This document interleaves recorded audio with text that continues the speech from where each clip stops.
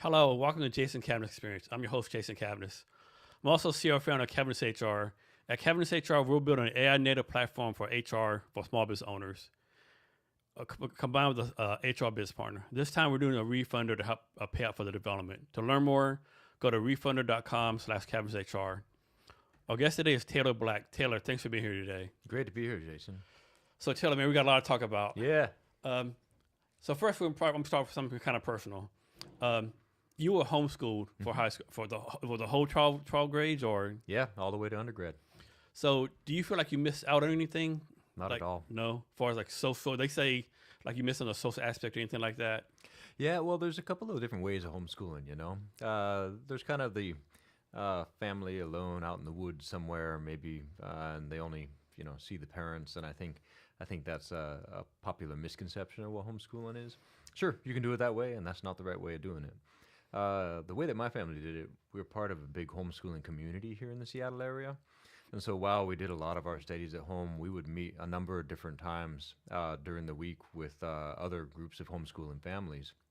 Um, and go over subjects that maybe my parents didn't have expertise in. Sometimes a retired doctor, we'd go over to their house and take our biology classes there. And so it really ends up being kind of a more homegrown ecosystem where there's still lots of socialization, lots of getting to know other people and having all of those social skills. And of course, participating in programs like Civil Air Patrol or the Boy Scouts and other civic organizations like that end up being part and parcel too.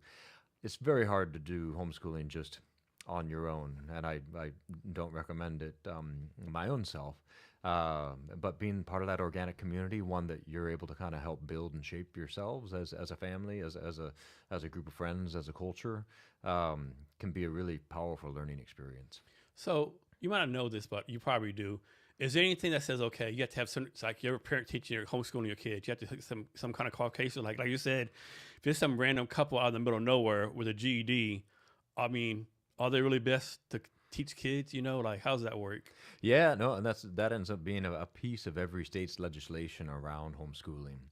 Um, I was lucky that my parents both have undergraduate degrees, and one of my parents has a graduate degree.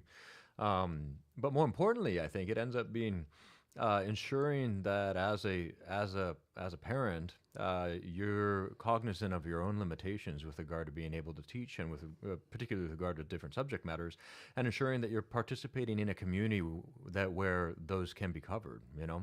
That's why we worked with a retired doctor. That's why I worked with a graduate student from UW for different subject matters, because my parents were cognizant of their own limitations, and it ends up being the community that really comes together for a holistic educational experience. Now, is it experience that most people homeschool their kids because either like they think or know they can do a better job than the teacher at the time, or it's because like more like I won't say politics, but they're teaching X, Y, Z in the school. I don't want my kids opposed to that. Do you see it as a mix of why people homeschool their kids? I see it every part of the spectrum, quite honestly. Just some water for you if you need some water. Oh, thank you.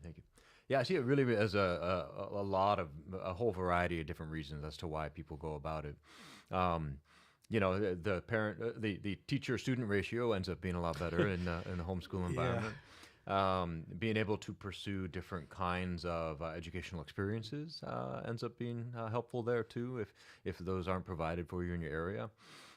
There can be income-based reasons. There can be proximity to the kinds of educational ecosystems that parents want available to their children. There can be, of course, as you mentioned, the ideological reasons as well. Really, though, I see homeschooling as, particularly in recent decades, as being touched on by all different classes, political belief systems, religious belief systems, because it can be such a fantastic educational experience, as others are as well. Is there any stats that are showing that if you're homeschooled, you have a higher SAT score or ACT score or higher acceptance rate, anything like that? That's a good question. I'm not sure. I'm not up on the data on that score for sure. But I bump into other homeschooled people in all of my walks of life too. So my anticipation is that it's likely similar to the sort of broad spectrum of public school that you'd see as well. It's always been funny to me that people do kind of pull out the socialization aspect of homeschooling because, of course, even in public school, there's that the kid in the back of the classroom Yeah. with their headphones on Yeah. who may or may not, be actually socializing in that sort of environment. And it takes us as a community to really bring our young people into that exchange of ideas, that socialization aspect, which all of us need to be trained into, right? Yeah, yeah. So I'm guessing you had a pretty good overall experience, and you would do it again if you had to. I would, Okay. yeah. Although, taking this to my own family, for example, we've homeschooled two of our children, but last year opted to put them in a small private school. Because homeschooling wasn't working out for our family and the educational needs of our two children. We have a total of four now, but the youngest two are too young to worry about that at the moment. And so it ends up being very family dependent. It ends up being child dependent, and I'm not one of those who says, "Oh no, this is the only way to go." Yeah, right? yeah. Those kind of people kill me. Like, Yeah, yeah, my way or no way. Like, That's true. Are you sure about that? yeah. I only say that about West Coast IPAs. So. So, after you got homeschooled, you went to Gonzaga University, which is a pretty good school. I'm guessing like everyone can get in. Like, how does that work as far as like making sure you were like competitive enough to compete for these type of Yeah, schools? for sure. Well, for homeschoolers, standardized testing ends up being an important aspect. So I did very well in the SATs, the PSATs, and that helped. I also took advantage of a fantastic program here in Washington State called Running Start, and had an AA degree before I went to Gonzaga. And so those kinds of opportunities end up being great.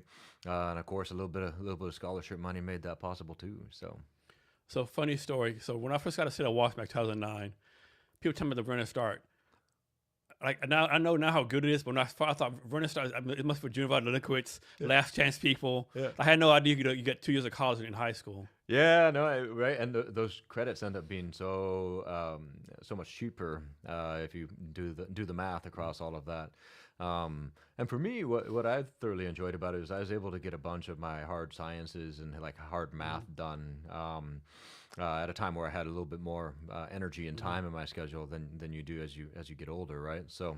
Yeah, I highly recommend that program, particularly for homeschoolers in particular, because you're able to get some of those harder subjects to teach in the home out of the way. Things that need a wet lab, for example, or a simulation lab or something along those lines. But yeah, great program. And so you're the oldest of your 11 children? I am. Man, was it like a fight every day at the dinner table, or like how was that? Or was this a rambunctious bunch of kids? It was the best. It was the best. And yeah, so totally. And your parents homeschooled all 11? So it's been a mix actually. They've always homeschooled us to a certain point. Myself and the brother right below me were the only ones who were homeschooled all the way without other. How old was the brother sister below you? Like how many years younger? So we're a 26-year span. I'm the oldest. My youngest sister just started high school. Oh wow. Yeah, and so but we're all about Okay. 2-ish years apart all the way down. No twins or triplets or anything like that. But yeah, some of my siblings also went to public high school in addition to having a little bit of homeschooling during that period. My last few siblings have gone to a classical model high school as well. Part of the reason for that is the diploma for high school makes applying to undergrad a lot easier. Okay. When I went to Gonzaga, for example, I submitted a portfolio of my work because a diploma with a high school of 1 isn't really taken seriously, right? Top one. Yeah. You're the valedictorian. I was prom king, prom queen, captain of every sport my school offered. Funny. And you're Byzantine, Ruthenian Catholic. Yep, Byzantine Catholic. So I'm Roman Catholic, but Uh-huh. I don't really practice anymore. Like I still I have that crosses on my body and stuff. But like, what is that? A different sect of Roman Catholic? Like, what is that? Yeah, so Roman and Byzantine end up being different rites of the Catholic Church. Is that where we talk about the schism? or like No, back in the day? that a little bit, but that Okay. where the schism really happened is kind of between Catholic and Orthodox. Okay. So the Catholic Church, that's headed by the Pope Hmm. in Vatican City at St. Peter's, right? Actually has somewhere around the lines of like 33 or 30 different rites. Hmm. Rites end up being slightly different ways of practicing Catholicism that grew up in the various places around the world. Okay. So the Roman Rite is the one that's by far the largest, and came out of Rome and all of Western Yeah. Europe. The Eastern Catholic rites, like the Byzantines and the Ukrainians and the Coptics and the Ethiopians and the Malabarese, they're different. They still all believe basically all the same things that Catholicism believes, and they still report up to the Pope, if you want to think about it that way. But their liturgical traditions are different. So if you went to a Byzantine church, you'd see an icon wall and incense and minor chant tones. Okay. And so it ends up being different because it evolved in a different culture. But I think it's one of the cool things about the Catholic Church is that you can see both the similarities of if you go into any Catholic church, but also the ways in which it was organically grew up in a particular region. Okay. What's your take on this, right? Because I know, say back in the day, the Emperor Constantine was at a civil war, and he was losing, and supposedly Jesus came with a sign, conquered the sign, and and they say it has to be true because all the soldiers said it was true. Like, first of all, what Roman soldiers going to say? The Emperor's lying. That's not going to happen, right? I think, is it true? I don't know. I think it's definitely a good story. Or was just like political expedience, right? This constant emperor, like, I'm losing. Let me take over this religion and use it for my own, use it political experience. Like people say, like you celebrate Christmas is really like a pagan festival all combined, right? What's your take on all that kind of stuff? Yeah, I mean, there's a bunch of different directions you could take that in many ways. I think the way that Catholics would take it is that it did happen, that it is real, right? And that the ways in which the Christianity has always kind of brought animist or pantheist or sort of pagan naturalist aspects of religion into their own. From a Christian worldview, right, as well, God made the world, and so all of these things that people are worshiping out in the world end up being different aspects of what has come to more fruition in Christianity, and I think that's how the Christian narrative would definitely go around that. But right, it's not any of those things. The Catholic Church, while it doesn't necessarily say that you must believe that Constantine saw the cross in the sky in order to be Catholic, right? They have a different approach to how they think about what they call their magisterium or their dogma, the things that you must believe in order to be Catholic. That said, there's a lot of strange things in the world that we don't have a lot of great explanation for, and I've seen some of them. You've seen some of them. Everybody I know has seen some of them. And so being able to have a narrative around it when you weren't there to kind of have the sensory experience, comes a little bit complicated. My thing is, like, let's say, for example, that Constantine did do it for ulterior motives. He didn't really believe in Jesus as a God. Like, it's an opportunity. Even if that's true, what he did is why we have billions of Catholics, billions of Christians in the world now, right? Part of the reason, right? But there's no. I mean, how come we're not all Mongols? Yeah, that's a good one. I mean, there's a number of different historical times when it wasn't associated with a particular religion, Yeah. where it could have gone very much in a different direction. And so I don't necessarily see it as like, but for that, we'd all be Buddhist or something Yeah. like that. They end up being historical accidents in many ways, rather than necessarily something you can attribute as the one cause for why something is the case. Yeah. Why do you think there's like so many religions, right? Because if there's really one God, like you would think that one God would say, okay, like why did God say, Israel, you're my children, right? You're the country of Israel, right? But then there's like stuff going on China, India.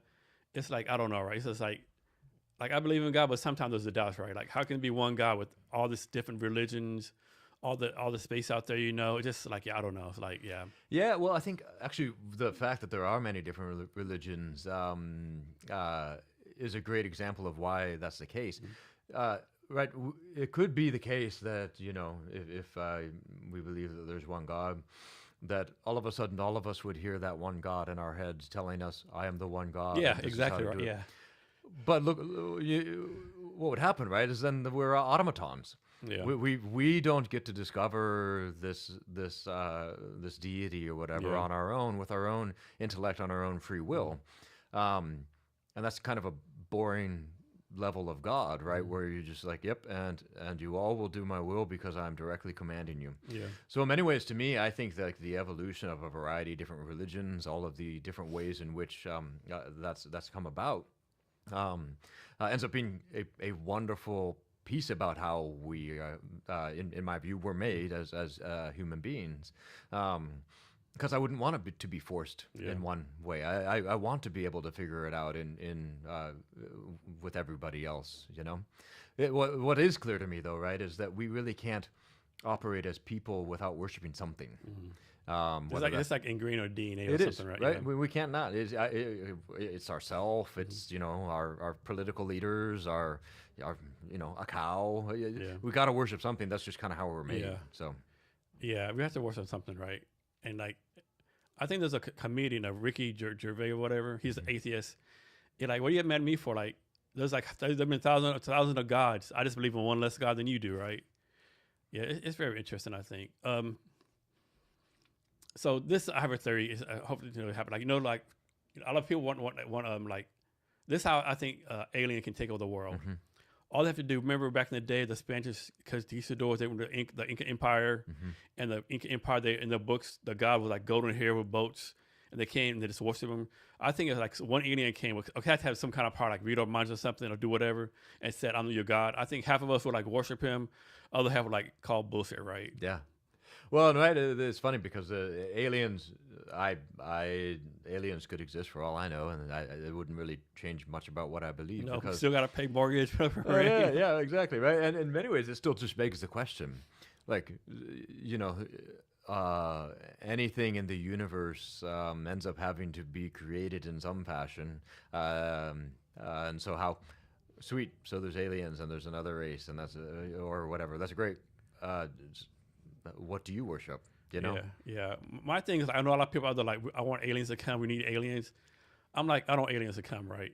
Because just like the Spaniards came to the Inca Empire and destroyed it. Yeah. Like if the aliens can come here, they can easily take control, and, like, do whatever bad things to us, right? So I'm not one of the people like, I want aliens to come, right? See, well, one of my favorite science fiction trilogies, it's the Remembrance of Earth's Past trilogy. Actually, Netflix just started a series on it.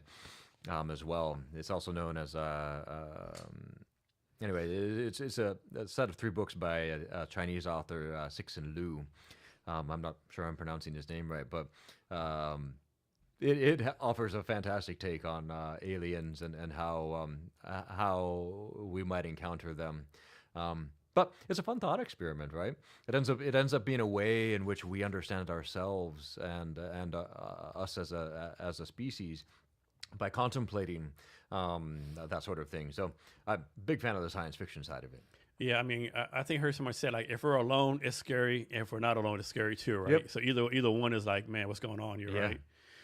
And then you ever listen to Lex Fridman podcast? Yeah, occasionally. Yeah, I listened a couple of years ago, and he was talking about, they're talking about how, like, we all think aliens gonna come, like, looking some kind of like us, right? Or they think we're gonna be like the supreme beings. But what if someone comes from a water-based world and they go to like dolphins or whales or something, Yeah.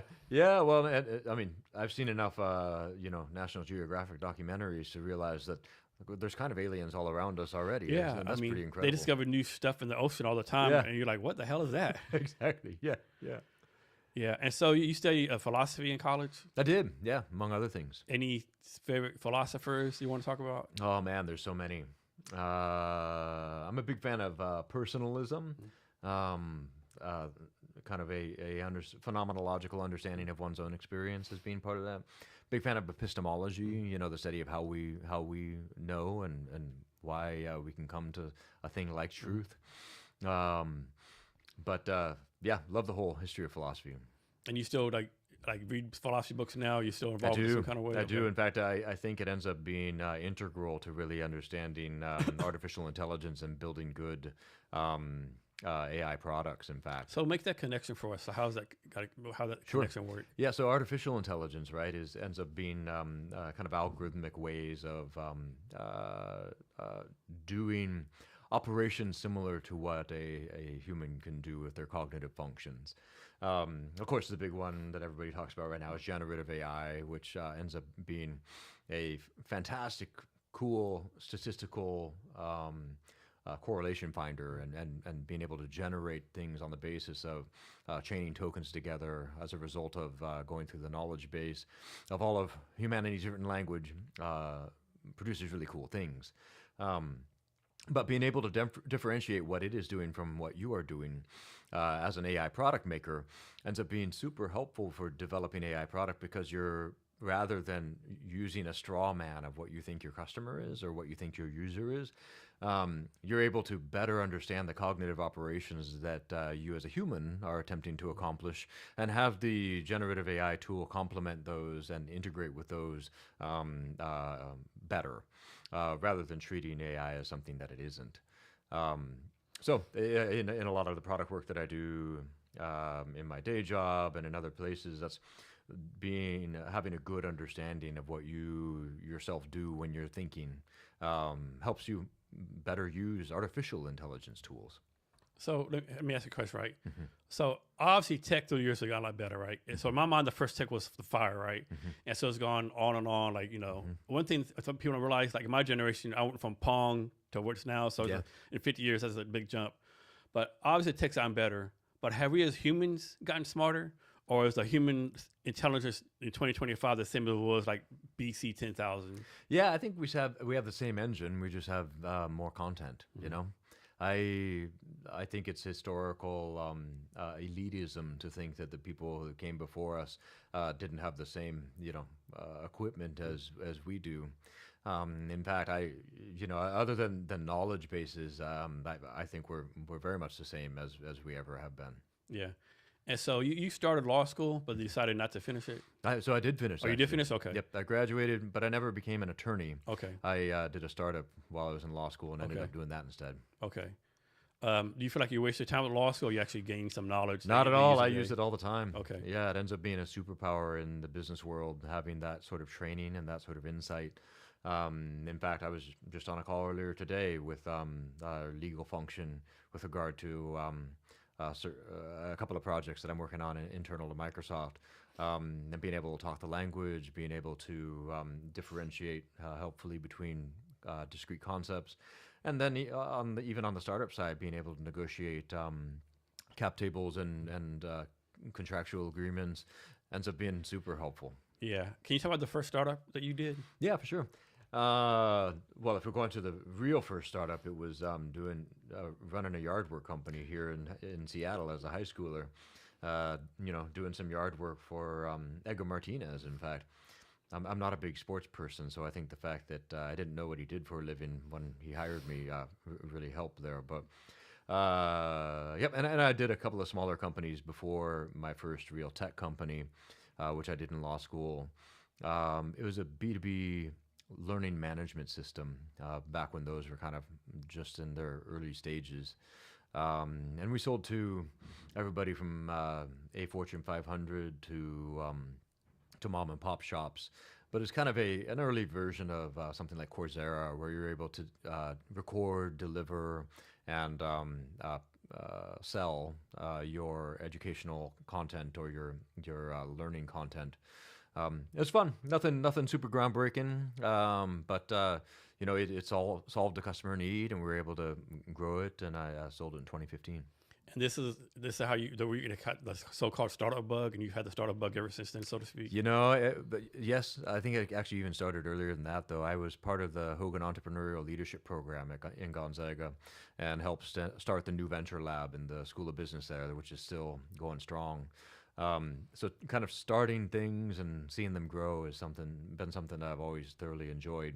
But yeah, that definitely solidified it and kind of set me on that path as a career trajectory.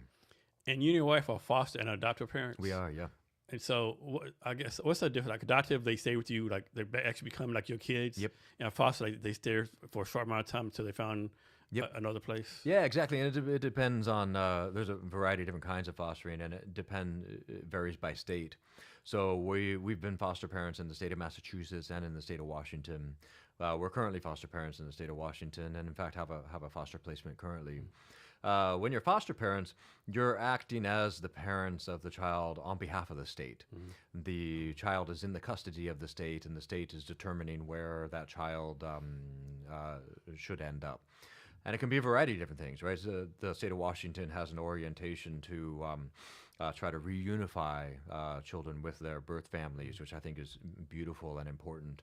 But occasionally, when that doesn't work out for whatever reasons the state determines, then it's often kind of best practice to reduce the number of households the child has to live in by also being able to have the foster family who has been fostering them serve as an adoptive placement as well. And so we've done that on a couple of occasions too. So, but again, it's up to the state. We as foster parents don't have any say in that other than we're open to the possibility. We don't make any determinations there. So how do you deal with this? I have to imagine, like, you have a foster kid. How do you keep from like being too personal, too involved? Like, does it like break y'all's heart? Like, like Mary Sue been with you for like 6 weeks. I'm obviously making this up. Mary Sue been for 6 weeks. She's a doll. She's a perfect kid, or even if she's not a perfect kid, like she's in your heart, and then they say she's leaving forever. Like, how do you deal with that? I can imagine it's incredibly hard, but you can't hold anything back, right? Because the child needs all that attachment, all that love and that care, as if you were going to be there forever, because it's that attachment that is so important and formative for their biological, social, emotional, psychological development. It's what they need. And so you have to give them all you have. And holding anything back is not doing them a justice, right? after a foster kid lives with you, like, is it any case where like you can reach out to them and see them again, or they can reach back to you and see you again, or once the break's done, just the break is over with? It depends on where they're placed. So in their new adoptive home, if that is the case, their new adoptive parents have no legal obligation towards anything from the foster parent side of things. Now, that child, once they're 18, can do whatever they want in terms of being able to reach back out to the state and find who their foster family is and reestablish connections that way if they so choose. But the state, once the adoption has happened, the state no longer has any legal rights in that case either. It's the adoptive family who is now that child's parents, and it ends up being up to them. Okay.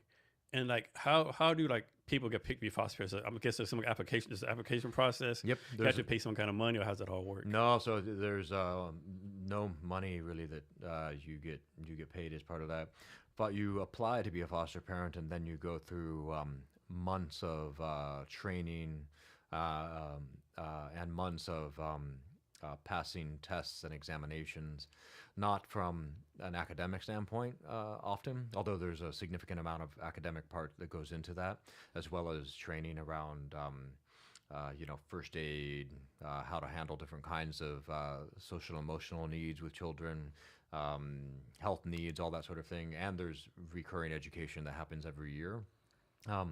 They also do full background checks. They interview extended family members. They interview friends. They do a full analysis of your financial situation, all the whole 9 yards.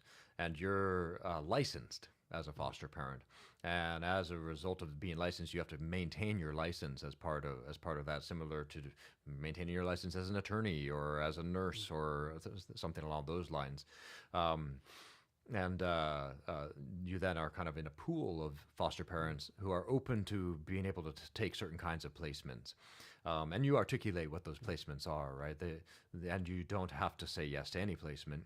And so when a need comes up, when a child needs to be placed, the state will kind of let their network of available foster parents know that there's a need out there, and the foster parents who are open to taking on that need let the state know, and then the state chooses from there. I'm guessing each state has its own different qualifications. They do. Okay. Yep, and you have to be licensed by state. Okay. All right. Has it ever happened? Hope I'm pretty sure it has. Where like someone knocked your door and said, "I know my kid's here. Give me my goddamn kid." So the state's very good about keeping that information separate, and that's Okay. part of the training that you Okay. do as well. Um, but it can happen, you know. Best kept things can Yeah. go awry. But really, the state does a fantastic job of not only kind of keeping that separate, but also being the interface with the family, right? Because it's not the foster family had nothing to do with the decision, and nothing to do with the child's trajectory. Okay. They have no legal standing in any way, shape, or form in the entire matter, and actually are given very little information as to the whole situation, because the state keeps that on their side. And so, how many like kids have you fostered so far? 6. 6. And from your experience, do these kids like how I put this? Well, sound like I'm a jackass. Do you have like any like emotional problems, mental problems, like like scarred for life, trauma, or just the whole? Well, I whole mean, thing? the often the reasons for for entering care end up having some trauma-related aspects to it, right? The state only removes children if there's a health or safety concern, and so that can be an aspect of it. But as far as foster children or adopted children being any different from, my friends' kids, I see the same sets of concerns in kind of all walks of life.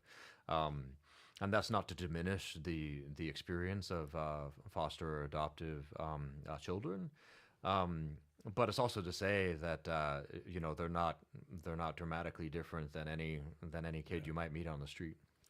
Are you able to tell the system, whatever the system is, like, hey, Mary Jane's been here for 6 weeks. We get along. We want to actually adopt her. How does that work? No, so the state has complete control over Okay. that. You can't say, like, put the words in there, hey, she's doing a great in my family. She'd Nope. be a good adopted person. Nope, it doesn't work in that direction. Okay. What would happen is that the state would say, we've done our diligence. We've gone through the processes on our side, and it seems in the best interest of this child to place her with an adoptive family. Okay. Would you be open to that?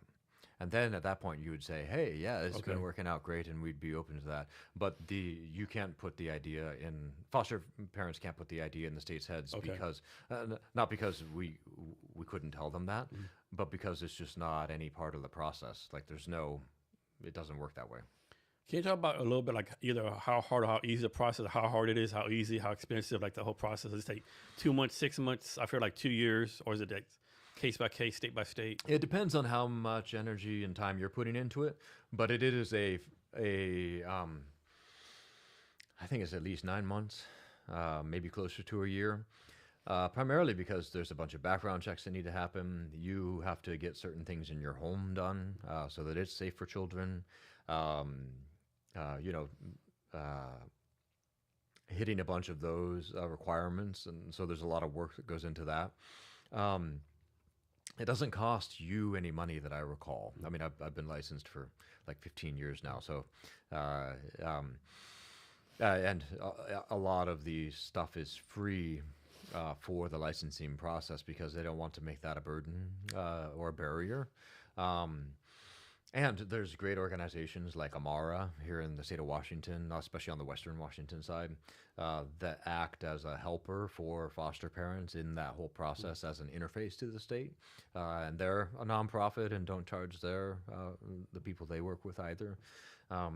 Because the foster care system ends up being one that always needs more participants who are there for the kids, not for themselves, and definitely not for the money. Is there like a set limit on how many kids a family can foster, or is it just based on what the family can handle, so to speak? That's determined. You're licensed for particular ages and a particular numbers of kids. Okay. And so that's a determination made. And at your does licensing. age or sex of the kids matter in that? It does, primarily because of how the number of bedrooms and the places where the children can be. Any child over the age of 1 in Washington, and these might have been updated in the last 6 months, so I might not be saying exactly how it goes. You'd be able to find this on a state website too. But for example, any child under the age of 1 can't share a bedroom with the parents, Okay. or share a bedroom with a child of the opposite sex. So, for example, we have 2 children bedrooms in our house, and we can't have more than 3 based on the size of the room. We can't have more than 3 girls in one room and 3 boys in another room, Okay. and we can't mix between them Yeah. because of that state statute there. What age kid do you usually foster? It's a variety. We've gone as early as 11 months and as old as 6 Okay. when they come into the home. Okay. And as far as like when you adopt kids, what's the process for that? Is it like a hard process too, or like? It varies. So the way in which the process generally goes is you're going along fostering a child, and then the state comes to you and says, hey, so the child you've been fostering, let's talk about them. Looks like we're not going to be able to make reunification happen for whatever reason, and we generally don't know what that is. And we've done the extended family search, because they always do an extended family search, see if there's other family members who are able to care for this child. So we'd like to talk to you about a possible adoptive placement. Some foster families explicitly at the beginning of their licensing process are like, we won't adopt. And so the state won't come to them in that context generally. But families like mine, where we are open to adoption as well, they'll say, we'd like to consider adopting us, and we'd like you to consider it. And we'll be like, oh, okay, sure, we'll consider it, and we'll take it back. We'll think about it as a family, and generally it doesn't take us very long because we've done a lot of thinking on this score. And we'll say, sure, that we'd like to move forward with that. That process can take anywhere from like 3 to 9 months. There's some more diligence that's done on the state side to make sure that they any other family members that might have not come out of the woodwork yet, or certain notice periods need to happen. Certain things need to be filed with certain courts, and so that all happens, and then you go into the courtroom with a judge on a certain day, and the judge issues the decree for a new birth certificate, and the new birth certificate happens, and that child is adopted. So, how to put this? I mean, I lost my brain thought. So we'll come back in a minute.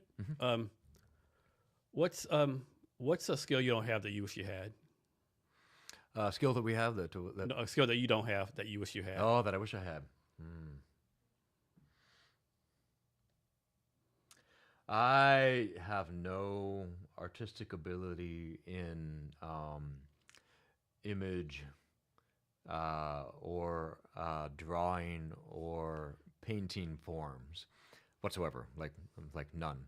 I mean, even the chalk signature that I left on your wall might illustrate some of that. And that would be cool to have. One of my daughters is incredibly gifted in that medium, and it's just incredible, beautiful to see what she can create there. And then, like, you're pretty much a public person. A lot of your stuff, everything's out on the internet. Your resume, what you do. But what's something you're proud of that people don't know about? Like your wife, your kids, close friends know, but most people don't know what this is. But you're really proud of it. Ooh, that's a good question.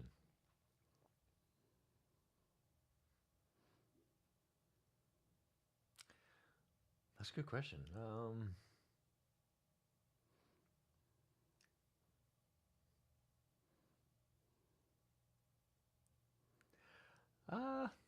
I think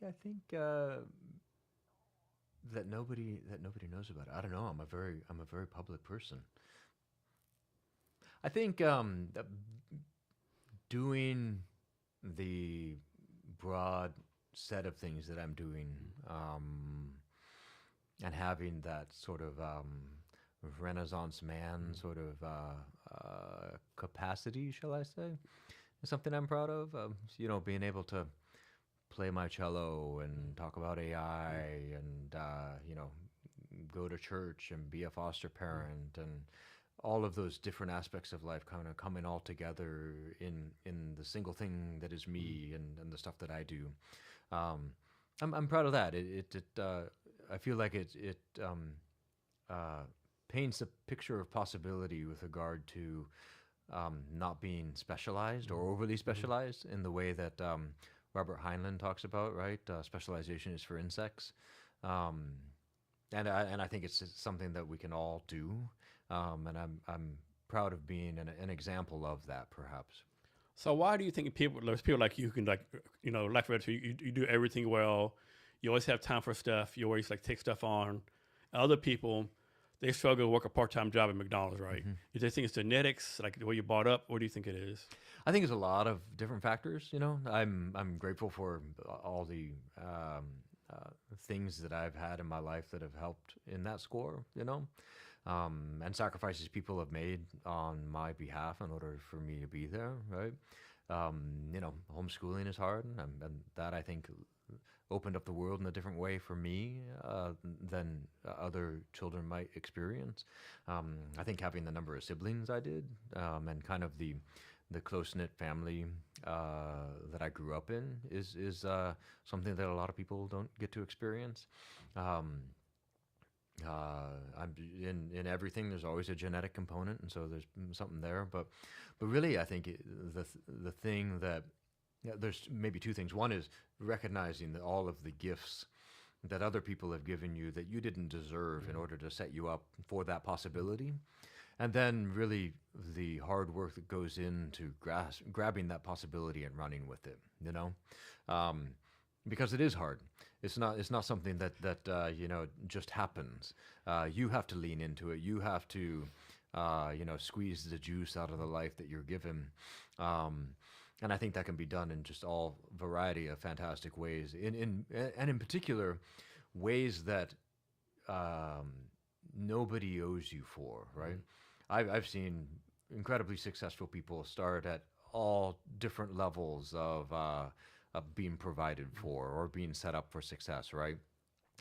Some of my children are great examples of that, where they didn't start out with much, but man, they have taken what they have and have been able to do incredible things with it. I can't wait to see where they take it the rest of their lives. They continue to astonish and astound me. So how are you gonna deal with this, right? So like you're pretty successful, right?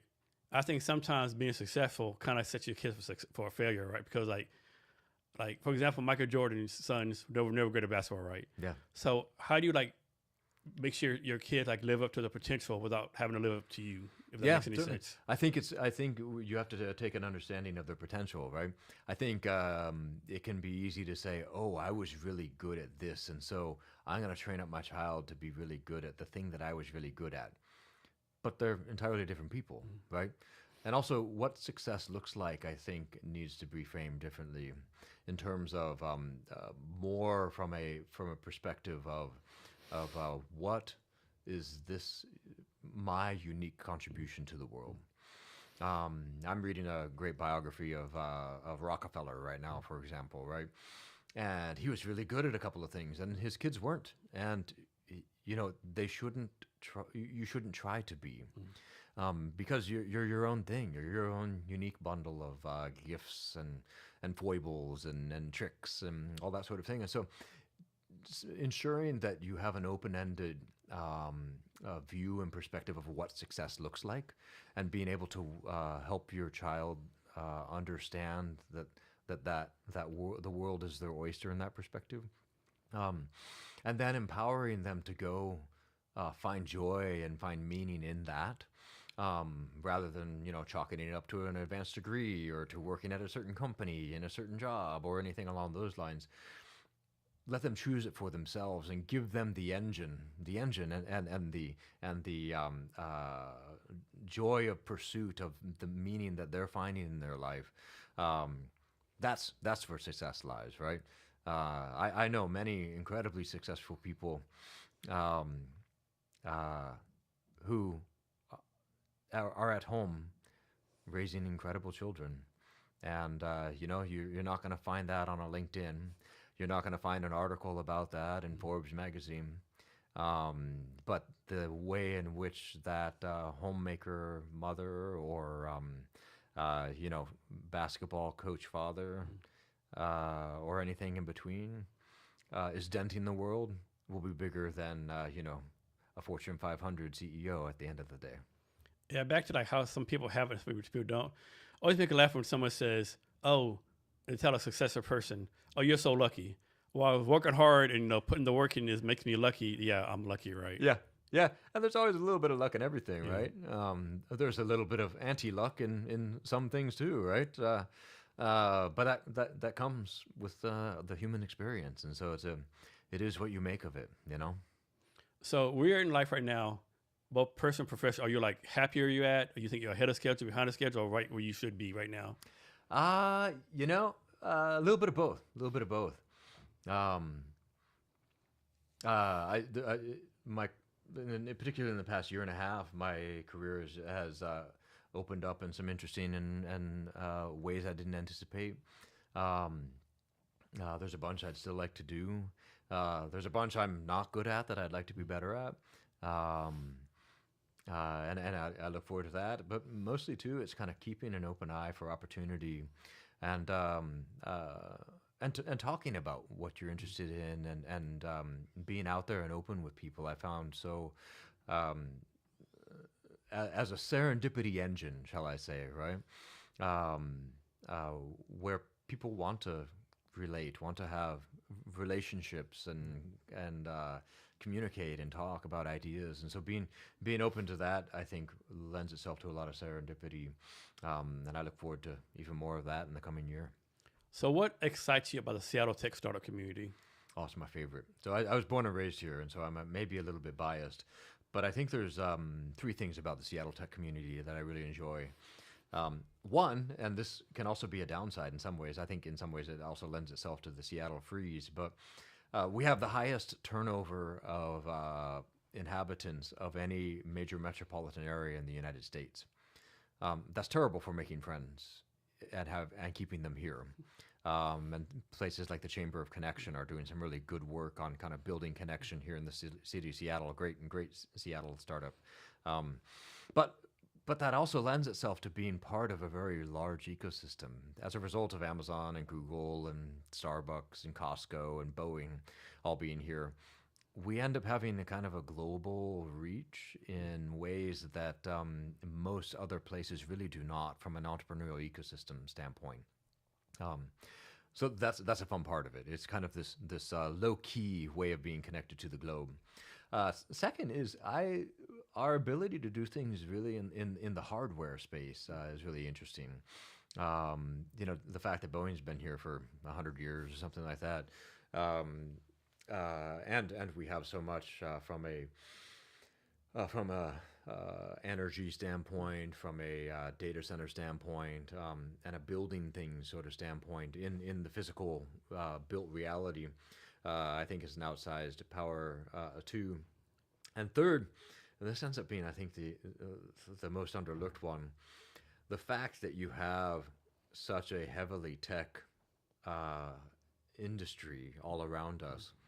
Um, I don't even in the my the last 25 years of my career, nearly all of the people I know in big tech are doing some little side project because they can't help themselves, right?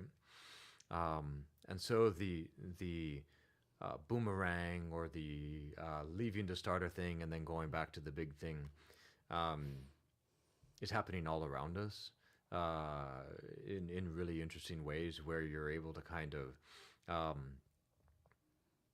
have a better work-life balance as an entrepreneur because you have a little bit of big tech money under your belt to go start your thing in some cases. Ends up being kind of unique, I think, to the Seattle ecosystem because a lot of the other ecosystems just aren't set up with that symbiosis of big tech adjacent to the startup ecosystem.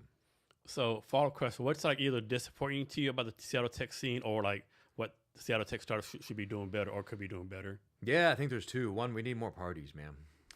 Like parties are where people have those long conversations that go into the night. That's where you're able to talk about your nifty little idea before you go out and raise for it. Like if you're only talking about your idea when you're ready to go raise for it, like oh man, like that's a whole layer of conversation and getting better. Um, that should be happening more at house parties, at little social get-togethers. the Seattle freeze and our notoriety for it is such a sad thing to me from a Seattle native perspective. Um, because in the end, there is a lot of socialization. It just ends up like you have to be part of a smaller group or something like that. No, we need to bust that wide open, and every party you have, and 25% of the people should be people we've never met before. Um, have those conversations, share those ideas. Do things like Kirby Wilbur is with. Where I saw you last, actually, right at his big startup event in October, and yeah, we need more of that, because really the best part about being an entrepreneur is being able to, go it in a community with other entrepreneurs, because entrepreneurs are, and founders in particular, are the lifeblood of the whole ecosystem. Without a founder, there's no venture. Without a founder, there's no team. Without a founder, there's no product. And so we need to, found together and be in communities together, so that we understand and can share the things that we're working through, and how we're building, so we can build better. Yeah, unfortunately, it seems like sometimes these VCs and investors forget that sometimes, right? Unfortunately. I know one thing, like networking, it's like it kills me to go to a networking event and you see three people, like, I know you three people know each other, right? So are you really networking, or you just having like a friendly get together as a networking event, right? Like, yep. You see it happen all the time. Like, go meet someone else. Yep. Oh, 100%. Well, and this is the best networking ends up being house parties, right? Mm-hmm. Because you're there for an extended period of time. Generally, it's a smaller group, so you're not just a business card handing out machine, and you're able to have long conversations about stuff. It's that kind of conversational dinner sort of feeling that really, I think, ends up being the best sort of ecosystem there. Now, networking's great, and it serves its purpose, but I want to know who you are. I can learn what you do from your website. So just my own personal opinion, and people agree or disagree, but like, there's a lot of stuff going on in Seattle that's good. There's New Tech Northwest, Founders Live, Startup Grind, Microsoft does stuff, Kirby does stuff, Bench Mechanics, literally dozens of stuff every day going on, right? But my opinion is that it's like the all solid, right? It's like they really don't cross collaborate, right? Yeah. What's your opinion on that? Yeah, I think the cross collaboration is something that could happen a lot better too. I think it ends up being partially due to some of the big tech trying to get involved in the ecosystem. I think they should, but I think it can often be a little bit myopic or maybe heavy-handed, where they'll have an event and it ends up being more like service provider sorts of networking, right? And looking for business development sort of motion, rather than I'm just having this event to have the event. And I think that generosity, that kind of selflessness in the situation where if you don't get a single BD deal out of that thing, and still counting it a success, I think there's a way in which we could think about event metrics that would be more helpful in that vein, where it's like, no, we're just going to have the event and people are going to have fun, and that will be all we need from that. Yeah, I do a lot of events. So I did an event for Seattle Tech Week called Cavness. Seattle's Got Tech. It was like basically a tech trade show for 16 startups, right? Yeah. And my mix for success, 3 people helped me set it up. They all got jobs from the event, right? See, bam. And so that's to me, that's a win, right? So here in Seattle, we have like Costco, Starbucks, Amazon, Microsoft. One company people don't talk about enough is Trident Seafoods, out of $1 billion seafood company, right? What is it about the water or air in Seattle, right? Why has so many success companies been from Seattle? Man. It's such a place of natural beauty, I was in search and rescue for a number of years and spent a lot of time in the Cascades and still do. I love my trail running out there. And I think there's something about getting out in nature which just lets you see things that in the words of Gerard Manley Hopkins, don't share man's smirch and bear man's smell. Helps you see things in different ways, That's my positive view of why Seattle does it. My negative view is, if you've been having weather like we've had the last week and a half, there's nothing else to do. You gotta, sit in your basement and tinker. So I think probably both of them are kind of true, right?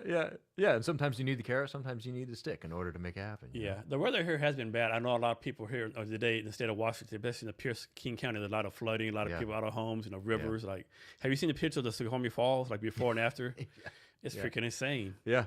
No, it really is. Even for a place known for its rain, we've Yeah, been having a lot yeah, of this rain. is a lot of rain. Like, if we say it's a lot of rain, it's a lot of damn rain. Yeah. Yeah. Yeah. So, as far as Microsoft, Mhm. and you might not be able to answer this right. Does the politics affect Microsoft at all? The reason I ask because I know we just had like a socialist mayor elected, and someone from Microsoft, I think it was the president, basically said, "We're going to see how things go, but we have a plan to go to Vancouver, right?" So is that just like a threat you think, or just like Yeah, I don't recall hearing that Okay. statement. It indeed may have happened. I'm not sure.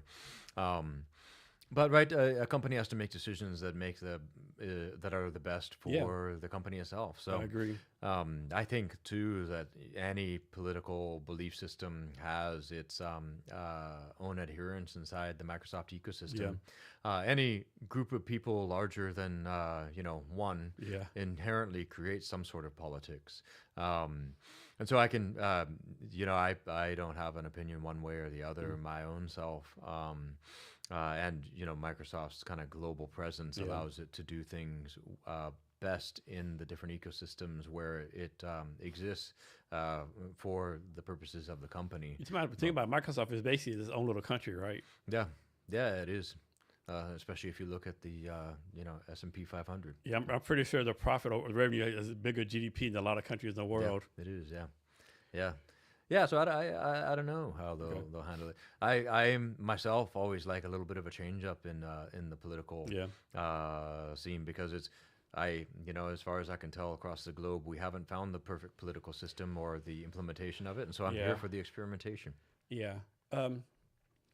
So maybe I'm coming to make this up. Like maybe 5 years ago, I'm speaking generalities. 5 years ago, everyone's telling like kids going to high school, get a degree in software development, become a software development coder. You have a job guaranteed. Now, if you get a graduate with a junior college degree in software development, you're kind of fucked. Yeah. Can you talk about how that happened and so fast? Yeah. No, it is a big shift there, and I think this is an important understanding with regard to what college is for. I know we've kind of fallen into the thinking that kind of college is there to train you up to get a job in a skills sort of way. I think it's important to kind of remember where institutions of higher learning originated, and that really ends up being kind of twofold. One is for gathering subject matter expertise in some fashion. And to be clear, there's still a whole lot of subject matter expertise in computer science that one would need to learn in order to be a world-class AI developer or even a computer science kind of based developer using AI tools, and that understanding of the subject matter material of computer science ends up still being very important.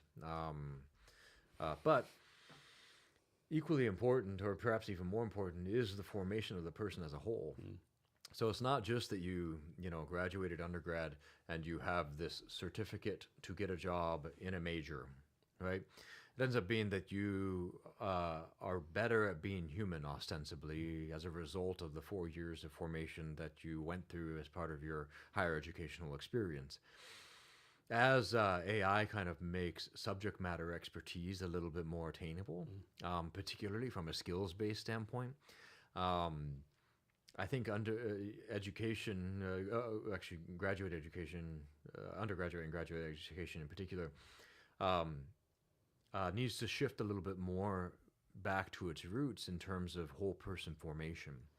What that allows you to do, right, as a better formed human being, is that you have better metacognitive strategies for understanding how you learn in a variety of different subject matter areas. It gives you license to get a job in a variety of different subjects rather than just the one that you majored in, perhaps, right? So while I think higher education is going to continue to have a bunch of challenges ahead of it, and graduates are going to continue to have a bunch of challenges ahead of them. I think part of it is due to that fact of this over specialization too early in one's academic trajectory, and assuming that a degree is what gets you the job, where I think neither of those things should be true. And your approach to education should be more holistic from a formation standpoint, and your job, while being informed by your education, um, shouldn't necessarily be the what you get out of a college degree. Um, there's more that goes into that, I think. Yeah, I agree with you. Let me get your take on this, right? And so I think it's a future problem. I think we're not thinking about. I'm kind of making this up. Like, suppose you have a company, right? And you used to have 20 junior software developers, and so you say 20 mid-level developers and 20 senior developers, right? So now you don't have the junior developers no more because AI is doing it. But when these mid-level senior retire or go away, there's no junior developers to take their place, right? You think we're just gonna like train AI to do the mid-level and senior level developer jobs? Like, there's no like, it could be like truckers, lawyers. I don't think we're training anyone up right now to like take the next step, so to speak, right? Yeah, yeah, and I can see that view for sure. I think what this shows, right, is something that we've seen before in other technological revolutions. It's kind of twofold. One is we don't. There's ways in which the jobs are do feel like they're disappearing, where you're able to have an agent do a certain amount of an entry level job, for example. But the nature of the way in which those jobs are done is changing dramatically too. And so you can see this in other revolutions where the entry level ends up realizing that there's a new way in which to use the tools, thereby creating a new set of jobs in the first place. So there's this concept out there of like AI native engineering, right? Where you have it's a way of programming that allows you to ostensibly, do 10x, 100x, what you would do from a regular traditional understanding of how computer programming is done. And I think that's directional with regard to the new jobs that we can anticipate they're happening for this new layer, for the junior developers, right? Problem is, there's always a transition period of a couple of years before that really lands. I think the key thing to have one's eye on is, and to orient oneself towards, is this abundance mindset. And I don't mean it in any sort of wishy-washy sort of way. What I mean in this by is when we came out with looms, for example, for making cloth, rather than having to have human weavers do it, all of a sudden a whole bunch of people got a whole lot more clothes, right? And so it's that we need to kind of reframe our understanding of work, reframe our understanding of what's possible from a problem approach. Kevin Scott is fond of framing it as what impossible things are now merely difficult. And because they've been impossible for a while, it takes us a while as humans, I think, to kind of think, oh, I hadn't thought about that problem because it was an impossible problem, and so I just wrote it off. But now I have a different kind of tool, a different kind of way of operating that allows me to approach that problem substantively. And it takes a few years for that transition to happen. My finger in the air, I'd say somewhere around 5 to 10. And it can be rough during that period of time. But changing one's mindset in terms of education from I'm being formed as a human to be good at many things, and my major doesn't necessarily mean that I will get a job specifically in that. I might have to think a little bit more creatively with regard to the application of this very broad tool set that I've acquired, allows one to kind of weather that a little bit better. Yeah, I definitely have your mindset right. For me, it's like, what problem is unsolvable today that we're going to solve in 20 years, right? It's going to be like, are we going to be like, no, going from here to Mars in 6 days to that 6 months. Like, Yep. what's we're gonna solve? Yeah, yeah, yeah, exactly. And how do we approach that? And how do we understand the new tool set and the new set of capabilities so that with our incredibly creative genius minds that we have, uh, can realize that with that particular set of tools, we're now able to achieve something different and shape our questions and our problems better.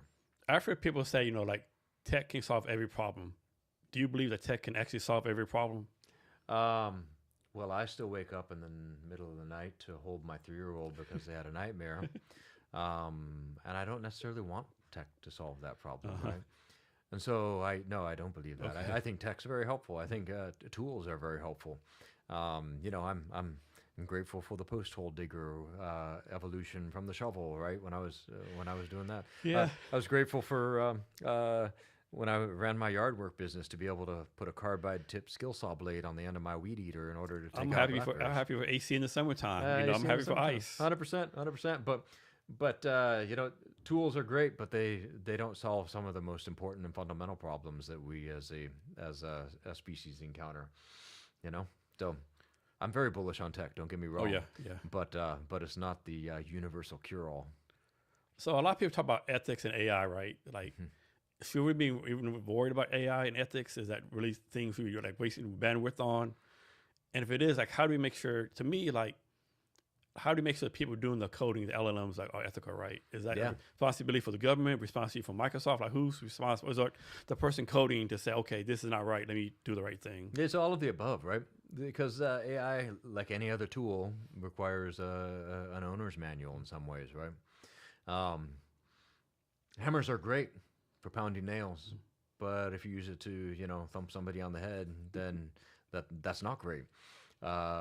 Nuclear power is incredible, but if you put it inside a bomb and drop it on people, that's not great. And so any tool that we have, any sort of new thing that we come up with, necessarily requires us as humans to be responsible for our use of it. And what do you mean by be responsible? Well, the person who's developing the tool, who's the actual one hitting the keys that are, training the particular model. It means that person's boss who's providing them the incentives to do things one direction or the other. It means the company that the boss is in charge of, and the shareholders and investors who are part of that, and the influence that they can exert one direction or another with regard to the use of that technology. It means us as consumers of the technology saying, hey, we don't want this, or we do want this, by voting with our feet and our dollars and our usage of the products. It's our political leaders who have been chosen by us in most of the places in the world, and our ability to kind of give them the direction, and then them working on our behalf to ensure that we are using these tools in ways that we as a species, as a country, as a culture should be. And so yes, it's all of our problem. I'm very suspicious of solutions to problems like this that don't involve me having to do some work myself. So yes, it's all of our problems, and we should all be working towards it. And part of that means putting down the phone and picking up my 3-year-old at midnight or whatever, or spending a little bit more time talking with the person in the bus rather than just candy crushing my way through my commute. And it's hard, but it's good. It's good because it's cut from the best of us rather than letting it happen or just being laissez-faire about it. I think in most places you read either like it's basically the U.S. and China in this AI race right now. Is there like a third country out there that people really don't know about that's really like almost behind us and like on our heels as far as AI development, AI stuff? I don't know. I mean, I'm sure there might be some theories around that. I myself am not aware of any. I mean, we end up being the big global superpowers in that space. Right, and it's similar to the nuclear arms race in some fashion, where it's like, oh, if you have something big and bad, then the other person has got to have the big and bad too. Yeah. And I think there's a certain amount of truth to that, and I think history proves that out. It's not necessarily the most ethical actor who wins the war, Yeah. but also that doesn't absolve us of our humanity. That doesn't absolve us of the ethical and moral decision making that needs to be a part of that either. There's a reason why we have international war crimes bodies and things along those lines, and no matter what the practical situation is, we can't throw our humanity. We can't throw what's best about everything that we've gotten to so far in the world as a species, as a culture, out the window merely because of the boogeyman. So it's a hard tension, but it's one that we have to navigate. Why do you think, as a human, it's like we always have to do things better, right? You always have to make a better iPhone, make a better bottle of water. I mean, I could be wrong. I don't think any species does that, right? I think we're the only ones like, every day we have to do something better. Right? Just like we're just ingrained to do that, genetics, DNA. Why do we have to like make things better all the time? Yeah, How can we can't be happy? Well, we can also make things worse all the time, but I think it ends up being kind of the our co-creative power. Like we love creating things. Even if one of my favorite examples of this, as a runner myself, is like the mile time, right? As soon as somebody shows that it's possible, or marathon time, as soon as somebody shows that it's possible to run it at a certain speed, people realize that it's something they can strive for, right?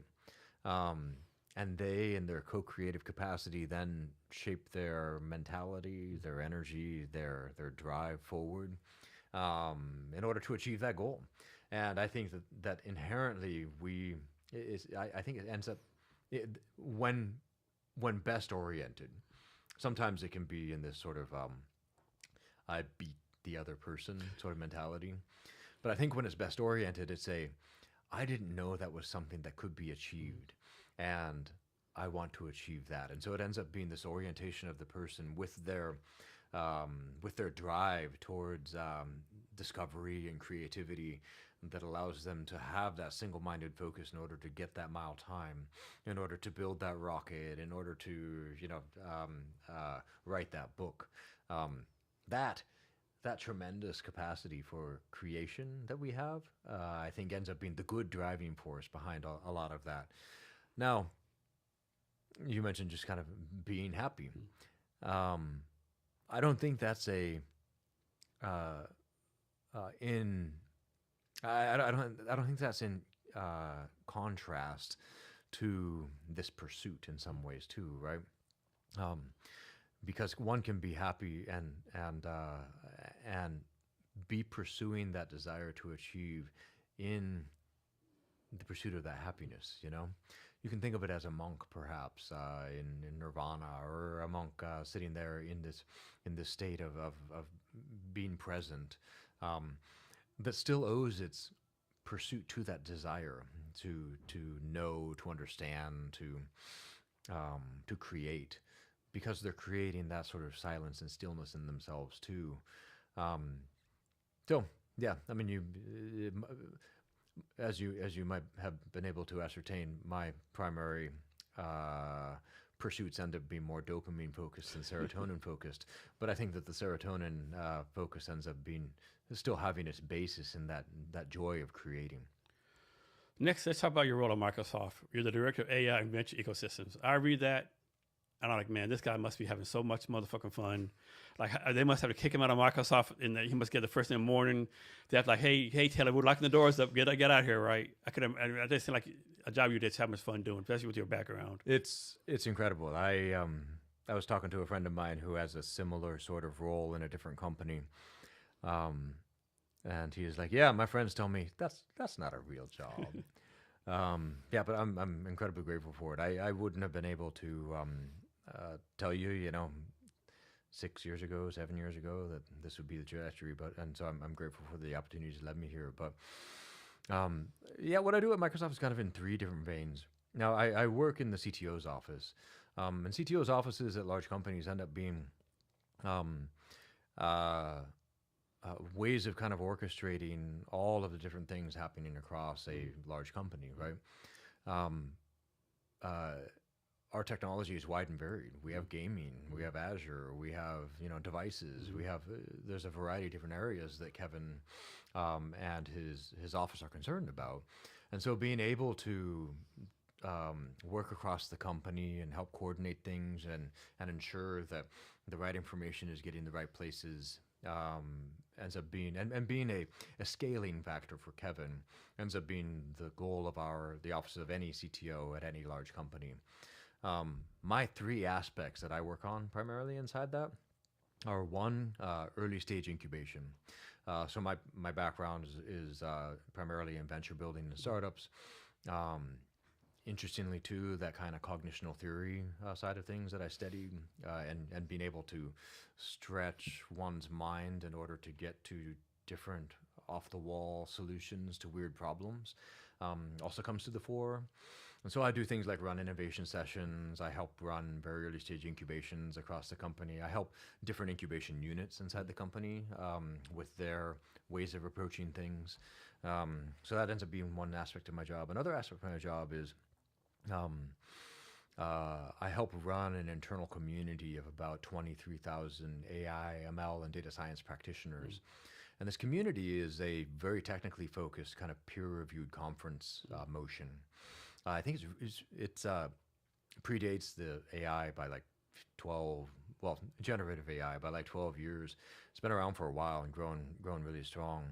And it's a really cool community because we're able to come together on a deep academic level around all of our work, which is, because it's Microsoft Confidential, we can't talk about outside. And so it'd be hard to kind of get to a technical level of depth by presenting these papers outside because we can't talk about a lot of it. And so this community ends up being just a really rich place for sharing ideas and sharing work across the company in that heavy technical vein. So that's a community that I help run out of the office of the CTO too. The third thing that I do is really working with early stage startups and the startup ecosystem across all of Microsoft. Microsoft works with startups in a whole variety of different ways, from investing in them through our corporate venture capital arm, M12, to working with them, of course, with the Microsoft for Startups program, to partnerships with startups where we're with different business units or with research projects. To acquiring them, right? That can be a great exit opportunity for a startup being acquired by Microsoft. But because I spend so much time in the external startup world too, because I can't nod as a builder, being able to interface and pattern match across the internal ecosystem and the external ecosystem ends up being super helpful. But yeah, those are kind of the three broad areas in which I work. But you can kind of see a similar nature to a bunch of them, which is connecting dots across lots of ecosystems so that the right information is getting to the right places to further Microsoft's overall kind of technical roadmap and trajectory. So I think some people will say, even though Microsoft's a tech startup or the kind of tech, or not a tech startup, but a tech company, right? Like it's kind of an oxymoron to say there's a startup community inside of a place like Microsoft. Like people think about Microsoft like bureaucratic. So how do you like pull this and innovation out of these people who might have been like so bureaucratic for so long? Yeah. Well, so it ends up being that, I've only been there, I'll be 5 years in April. And so the people, there's a lot of people who have been there a long time, but there's also people who just got there, We acquired a startup just last month. And so there's a lot of interesting innovation happening on that score, just because there's fresh people there. Also, there's people who have been there a long time who are solving new problems in different ways and with different sets of tools, particularly in this era of AI. But I think most importantly, right, we're going back to that kind of creative spark that we just can't get away from as humans. And being inside an ecosystem as large as Microsoft, it ends up being kind of like an innovator inside a small country, as you noted, not only from a GDP standpoint, right, but from there's 300,000 people here. And while the walls of Microsoft are a lot smaller than the walls of the world, I can do similar things inside that same kind of ecosystem. It's almost as if it's more like a collection of companies than it is kind of a monolithic one thing that's going in a single direction, right? Does incubator have like an official name? Like yes, but you wouldn't be able to really see anything about it externally. Okay, so internal. Okay, yeah. So let's suppose John Bob, he has an idea, he goes to you, he incubates it, and like it gets tracked, or whatever, does Microsoft say thank you, John Bob, and take it over, and they know that it's all Microsoft property, so to speak, or do they say John Bob, go run with it somewhere else? Yeah, no, it entirely depends on the thing. So John Bob can have an idea and come to us and say, "Hey, I have this is really great idea, and maybe I've even been working on it nights and weekends, and I think it's a thing." Then we'll look at it and say, "Do you know what, John Bob? It's totally a thing, but not for Microsoft. This belongs outside. This is never going to be a Microsoft business. We think it's awesome. Not all businesses should be a Microsoft business. Thank God, there's lots of businesses that aren't Microsoft." But it's just not going to be a Microsoft product. It doesn't fit within what we're doing as a company. And that happens a lot, and that's great. And we put them in touch with outside venture or that sort of thing so that they can make that good go happen in the world. Sometimes they'll come to us and say, "Hey, we think this is a Microsoft thing." And we'll be like, "Do you know what? We think it might be a Microsoft thing too. Do you want to work inside Microsoft on this Microsoft thing?" Now, there's a variety of different ways that goes from an intellectual property standpoint. But right, they're a full-time employee of Microsoft, and or employee of Microsoft, and they're working on a Microsoft project. So it ends up generally, in most cases, being Microsoft IP, and they get compensated as an employee because you're able to have good ideas while you're an employee, and everybody's happy about that. Part of the reason why that works out really well too is that they couldn't do it outside of Microsoft. Yeah. A lot because of the kind of idea it is, right? It's the kind of thing that really only works well inside the Microsoft ecosystem, and so they're as an entrepreneur, I'm happy to do that thing inside Microsoft because that's the only place you can. Will this really person thrive. get some kind of promotion, some kind of like advancement, some kind of pay, some kind of extra Yep, stock? there's a variety of ways in which that's accomplished in a concrete sense, and it's very driven by labor and employment laws and a variety of other things along that. I'm guessing John Bob has this idea. He's working on it. He still has to do his 60 hours or 40, whatever is at Microsoft, and then in addition to that, do that. It's not like he can like stop his job and like focus on his startup thing. It depends on the kind of incubator. So I've run incubators inside Microsoft where we were able to pull John Bob out of wherever he was inside Microsoft so that he could work on this full time, reporting up to my incubator. Now, is this only for people in Seattle, or can someone from China be part of this, or England, or wherever the case may be? Yep. Anybody, if you're an FTE inside of Microsoft, there's generally, and this is common at other big tech companies too, wherever you're coming from, unless the kind of technology that you're working on has certain constraints around it, then as long as you're an FTE, then you're generally fine working on incubations like that. Can you talk about any like startup ideas with the Microsoft right now that you can talk about that really like kind of excites you? Or maybe just general terms. Yes. Well, we just announced it, so it just became more public. But we stood up in collaboration with a number of other big tech players and with OpenAI, an open source agentic AI ecosystem, and seeded it with a bunch of intellectual property. It's under the open source Linux Foundation. It's incredibly exciting to me, and here's why. I don't think that we've begun to really see the power that AI has in doing jobs. Because with all of these AI agents, which are great and everything, it's been like having a say you have a house and you have a yard out front and you want somebody to mow that yard, and there's a John Bob mows lawns and is there to mow your yard. Well, it's easy for you to do that now. You send John Bob an email or send him a phone call and you tell him your address, and John Bob is able to get to your address and you're able to point out the yard and John Bob can mow that. Now, in the agentic ecosystem, we have these things called agents. And so there's a guy, Agent John Bob is out there. But without the ecosystem, there's no address for you to give John Bob. There's no way for you to define what your yard is different from your neighbor's yard or from the local public park. There's no communication ability for you to call or to email John Bob. There's no monetary system for you to be able to connect John Bob with John Bob in order to be able to pay him. this agentic ecosystem, particularly in the open source format, is what lays all of that infrastructure so that John, Bob, and I can finally have the conversation as agents in the agentic AI space. Now we have protocols for us to be able to communicate. Now we have ways of defining the scope of tasks that you want John Bob to be able to work on. That just didn't exist and hasn't really been adopted widely, so that you might have little towns out there that have a couple of streets laid out and a stone wheel form of money that they're able to use within that little town. But until we get the ecosystem as large as our globe, then we don't really see the full power of agentic AI and agents being able to do work on our behalf, because you need that ecosystem established. Man, that's some crazy shit. Are they making pretty good progress, I'm guessing, or? Oh, it's fantastic. Yeah. This year is going to be, 2026 is going to be the year of the agents in my mind.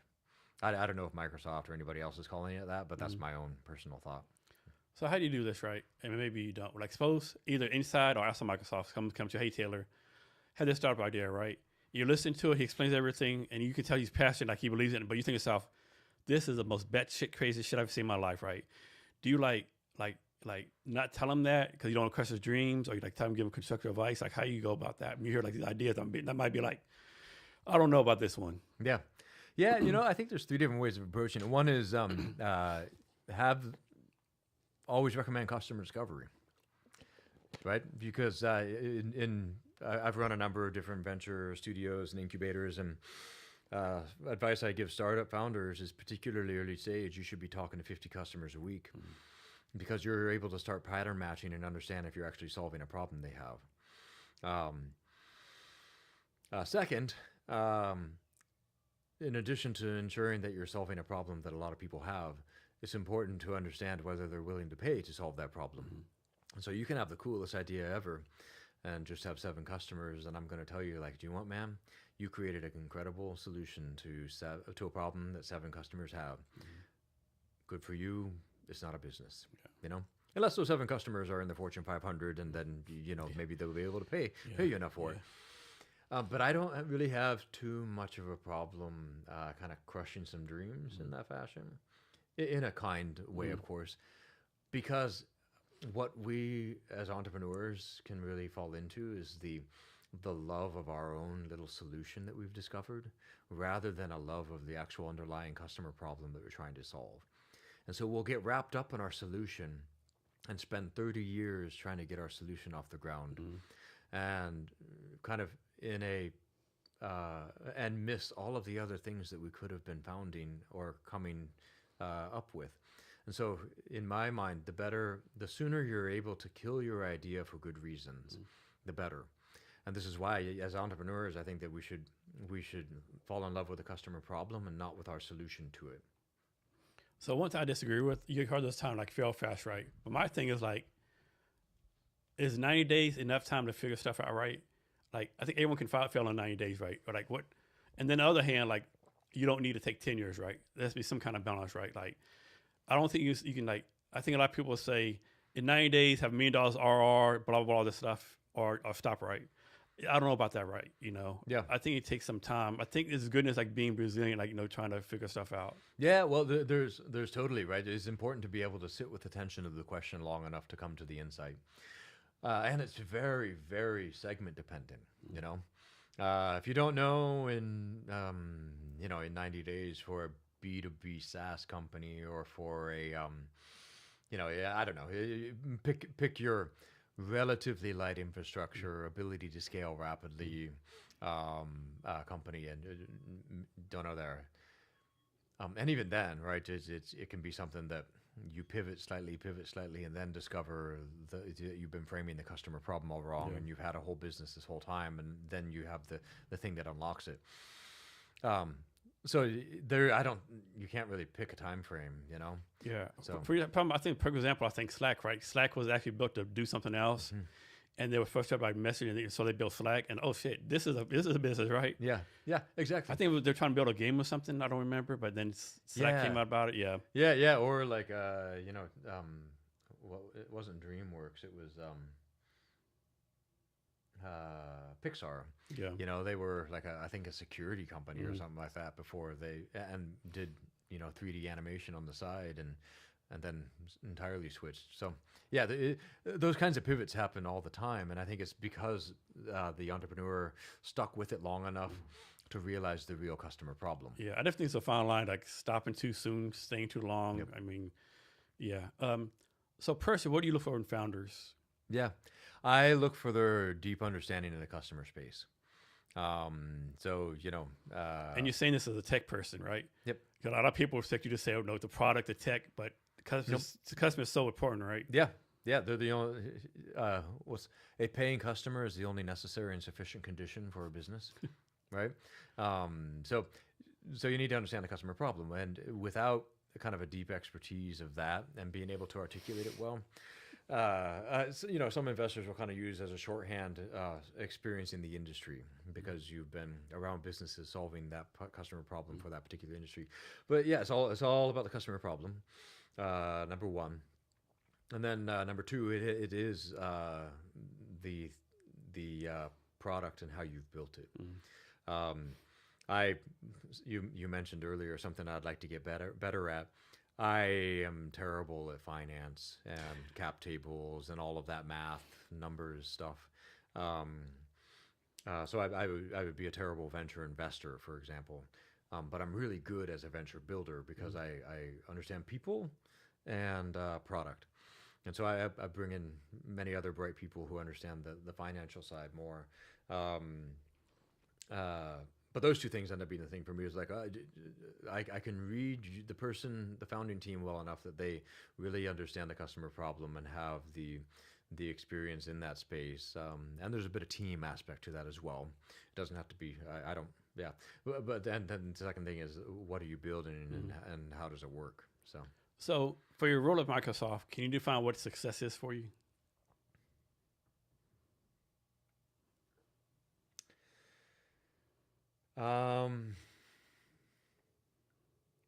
Kind of.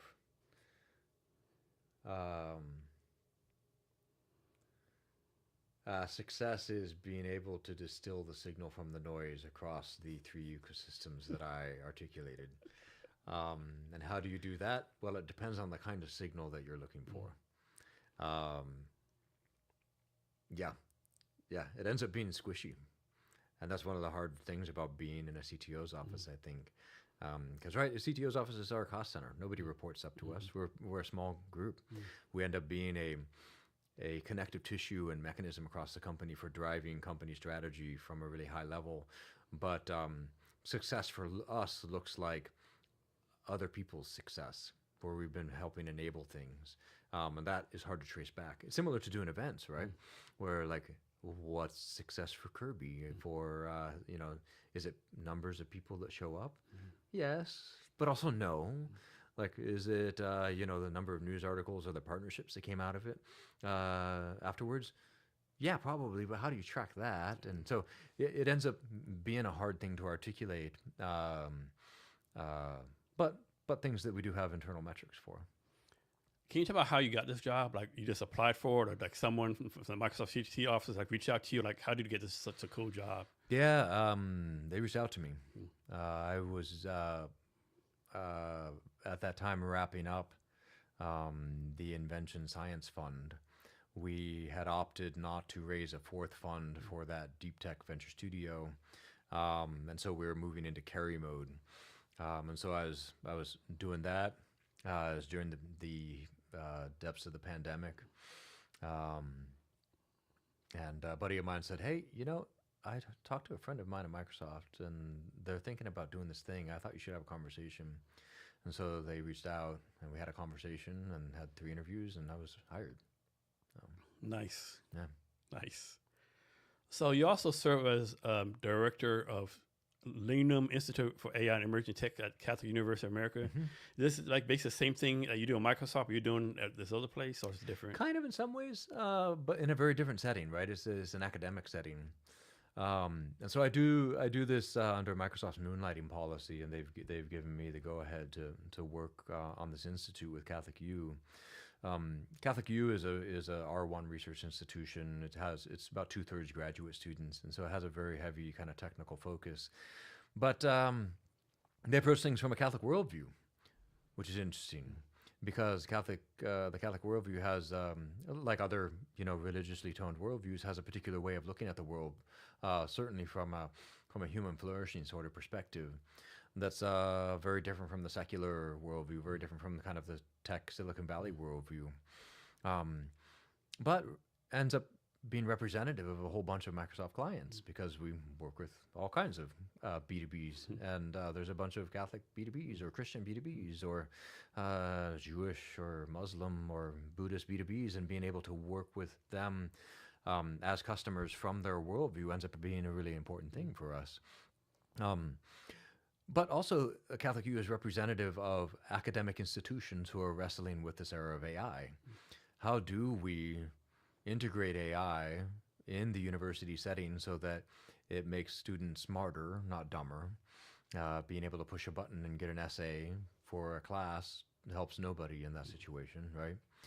And so what this institute is really all about is figuring that out. How do we integrate AI so that it helps our students flourish, so it helps our students get jobs afterwards, after they graduate, so that they're able to integrate this technology in a holistic way that still helps their human flourishing, that helps them become better humans as a result of using this technology rather than not. And the mechanism, one of the mechanisms that this institute is utilizing is the venture building mechanism. As we all, I think, have discovered, AI has lowered the barrier to building things in a variety of different spheres. And so how do we use that as kind of a pedagogical tool, but also as a technology commercialization tool for really integrating our understanding of AI and taking that creative spark I kind of harped on earlier, and harnessing it and as a way of deriving our curiosity in alignment with bringing these tools to bear on solving problems that should be solved, rather than using them to kind of circumvent our own intellect, to circumvent our own growing in intelligence and human formation, by using the tool as a crutch rather than a racehorse. Yeah, I know somebody did a post on LinkedIn a couple months ago, and basically they did a study that said, like, basically said the more people use OpenAI or chat, whatever it's called, the dumber they get, right? Yep. I'm like, I don't know about that. Me personally, I think I'm getting smarter. I think so many people get smarter using that. Like, maybe just using it for like fun Google stuff or, play cats and dog games. But man, I don't know, right? I don't know if I believe that, right? Yeah, I do. And I think the reason for it ends up being that you've knocked about the world a bit, and I've knocked about the world a bit, and we've understood a lot of things about our own ways of learning. And so when we approach that tool use, we're doing it already with a bunch of metacognitive strategies in mind, even if we don't call them that or explicitly realize it. But my 15-year-old, for example, doesn't have that yet. That's a good point. Where if I go to pick your favorite chat tool and ask a question about the homework that I'm trying to do, and the next prompt is, do you want me to give you the answer, or do you want me to write the essay? We've been formed well. We know that that's not going to actually get us a good ROI on the money that we're spending on our education. She may not yet, right? I don't know if I would have when I was 15 either. And so there's a formation aspect where I don't think all of us always choose the easiest option. I'm not that pessimistic when I look at human endeavor, but sometimes I do. When it sometimes is even in my best interest. And so there's a formation aspect that needs to happen in the use of these tools, so that I can continue doing the hard work of forming myself and becoming better at what it is that I want to be doing, morally, intellectually, physically. And it's that we have to be careful of and intentional about, both from everything with regard to human formation all the way down to the design of the product. Yeah, I read another article somewhere. This teacher somewhere, she's an English teacher, talking about AI education. Well, she did it like she was supposed to give her students do a paper on we'll say William Shakespeare, And so she said, like, pull out your computer, go to OpenAI or whatever it was, and type in, do me a 10-page paper on this, right, and print out. And the assignment was then fix what OpenAI did, like grade this paper. Yeah. Yeah. Right, and that's a great pedagogical shift, right? Where they're able to really have to wrestle with the material and think through that sort of material. And there's so many great ways of utilizing AI tools in that fashion. I'm seeing a huge cognitive abundance just coming to the fore. I'm recognizing it in my own work, in fact, where used well, these tools can really drive you forward, can help you be more creative and productive. But it's not as easy as it should be yet from a tool design standpoint, right? Yeah. Talk about what is Treehouse Studios? Oh, Treehouse Studios, yeah. So I advise a couple of different venture studios in the same way that I kind of do for incubators and accelerators inside of Microsoft on how to go about their work. I do similar things for venture studios outside where they're building mechanisms for creating companies, and I've now built probably 7 different venture studios. Some of them full time, some of them in an advisory role. And venture studios are just a way of turning ideas into companies in a very rigorous, generally very rapid sort of fashion. And so Treehouse Studios is a great venture studio here in the Seattle area. They're focused on sports tech primarily at the moment. But I do some advising there on their roadmap and how they think about validating ventures. You also run this monthly peer review AI, ML, data science inside Microsoft. Is that part of your CTO job? That's something. It is. Okay. Yeah. It's a great community of practitioners where we're able to talk about that Microsoft confidential work at a deep level. What's the intent of that? Just like get a bunch of smart people in the room and bounce ideas off, or like? No. So we run a peer review conference about once a month. Our community is about 23,000 strong. These conferences draw anywhere from, a few hundred people to a few thousand people, depending on the topics and format that we're running things in. All internal FTEs, though. We don't even allow vendors in for that because of the nature of the material we're discussing. Okay. Another thing we need to talk about, I don't think people realize how big of gaming is here in Seattle either, I don't think. How big gaming is here? Oh, I don't, that's something that's relatively new to me too. I myself am not a gamer. Well, I do board games, but that's a whole different sort of thing.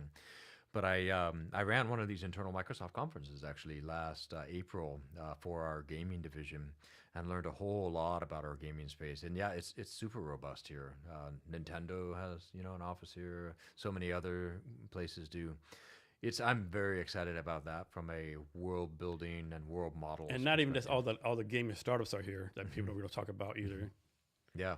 No, so 100%. Back to your Microsoft incubator, how does that work, right? I suppose John Bob has that, he comes to you, right?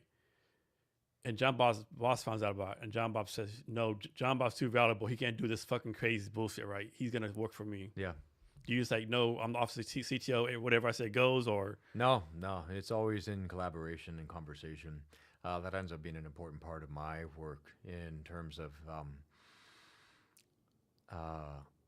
helping people understand the... Kind of influence them to... Exactly, yeah. Okay. Yeah.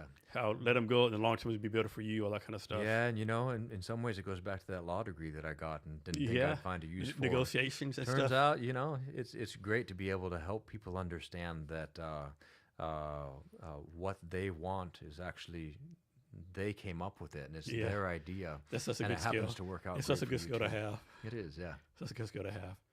So you kind of talked about this before, but how do you integrate Catholic intellectual tradition with what you're doing? Yeah, for sure. So the Catholic intellectual tradition really is oriented towards human flourishing, right? Catholics believe that God created us and created us with these incredible co-creative capacities, which share in godness as part of that, right? And that we have outsized role to play in the way in which our natural environment and the way in which each other and the way in which all of the world has been given to us as an oyster in many ways, and we have a lot of responsibility to be um, as a part of that, to ensure that not only are we doing things to help our own human flourishing, and the Catholic Church has some ideas about what that means, and it overlaps with a lot of other ways in which human flourishing happens, but also that our planet and our whole lived ecosystem also can flourish in that fashion as well. And so the Catholic intellectual tradition kind of ensures that in our creation, in our co-creative powers that we have with regard to how we shape ourselves, how we shape our children, our friends, our family, our cultures, our ecosystems, should be done in a way that promotes human flourishing in that fashion. And to have substantive conversations around what that means, so that we don't separate our moral duty from all of our co-creative power. So is like any ethical lines that we should not cross as far as AI is involved, concerned? So we cross them kind of in small ways every day, right? I'm going to generate this rather than do the work myself, right? And the Pope's not going to come and knock you over the head and say, you shouldn't have done that prompt or something like that. But it'll say like, hey, did that really help you become a better person? Is what you're building at Microsoft really helping the culture become like a better culture? Is it helping students become smarter and more effective humans out in the world? It's that kind of question that really the Catholic intellectual tradition is concerned about, and you have to weave it into all of your work, right? It's not the sort of thing where you're Catholic at church on Sunday and then you go home and you don't be Catholic anymore. It's like it's a worldview. It's a way of looking at all of your different actions and realizing, that the profound impact that all of them have, and owning up to that, and failing and trying to do it again the next day.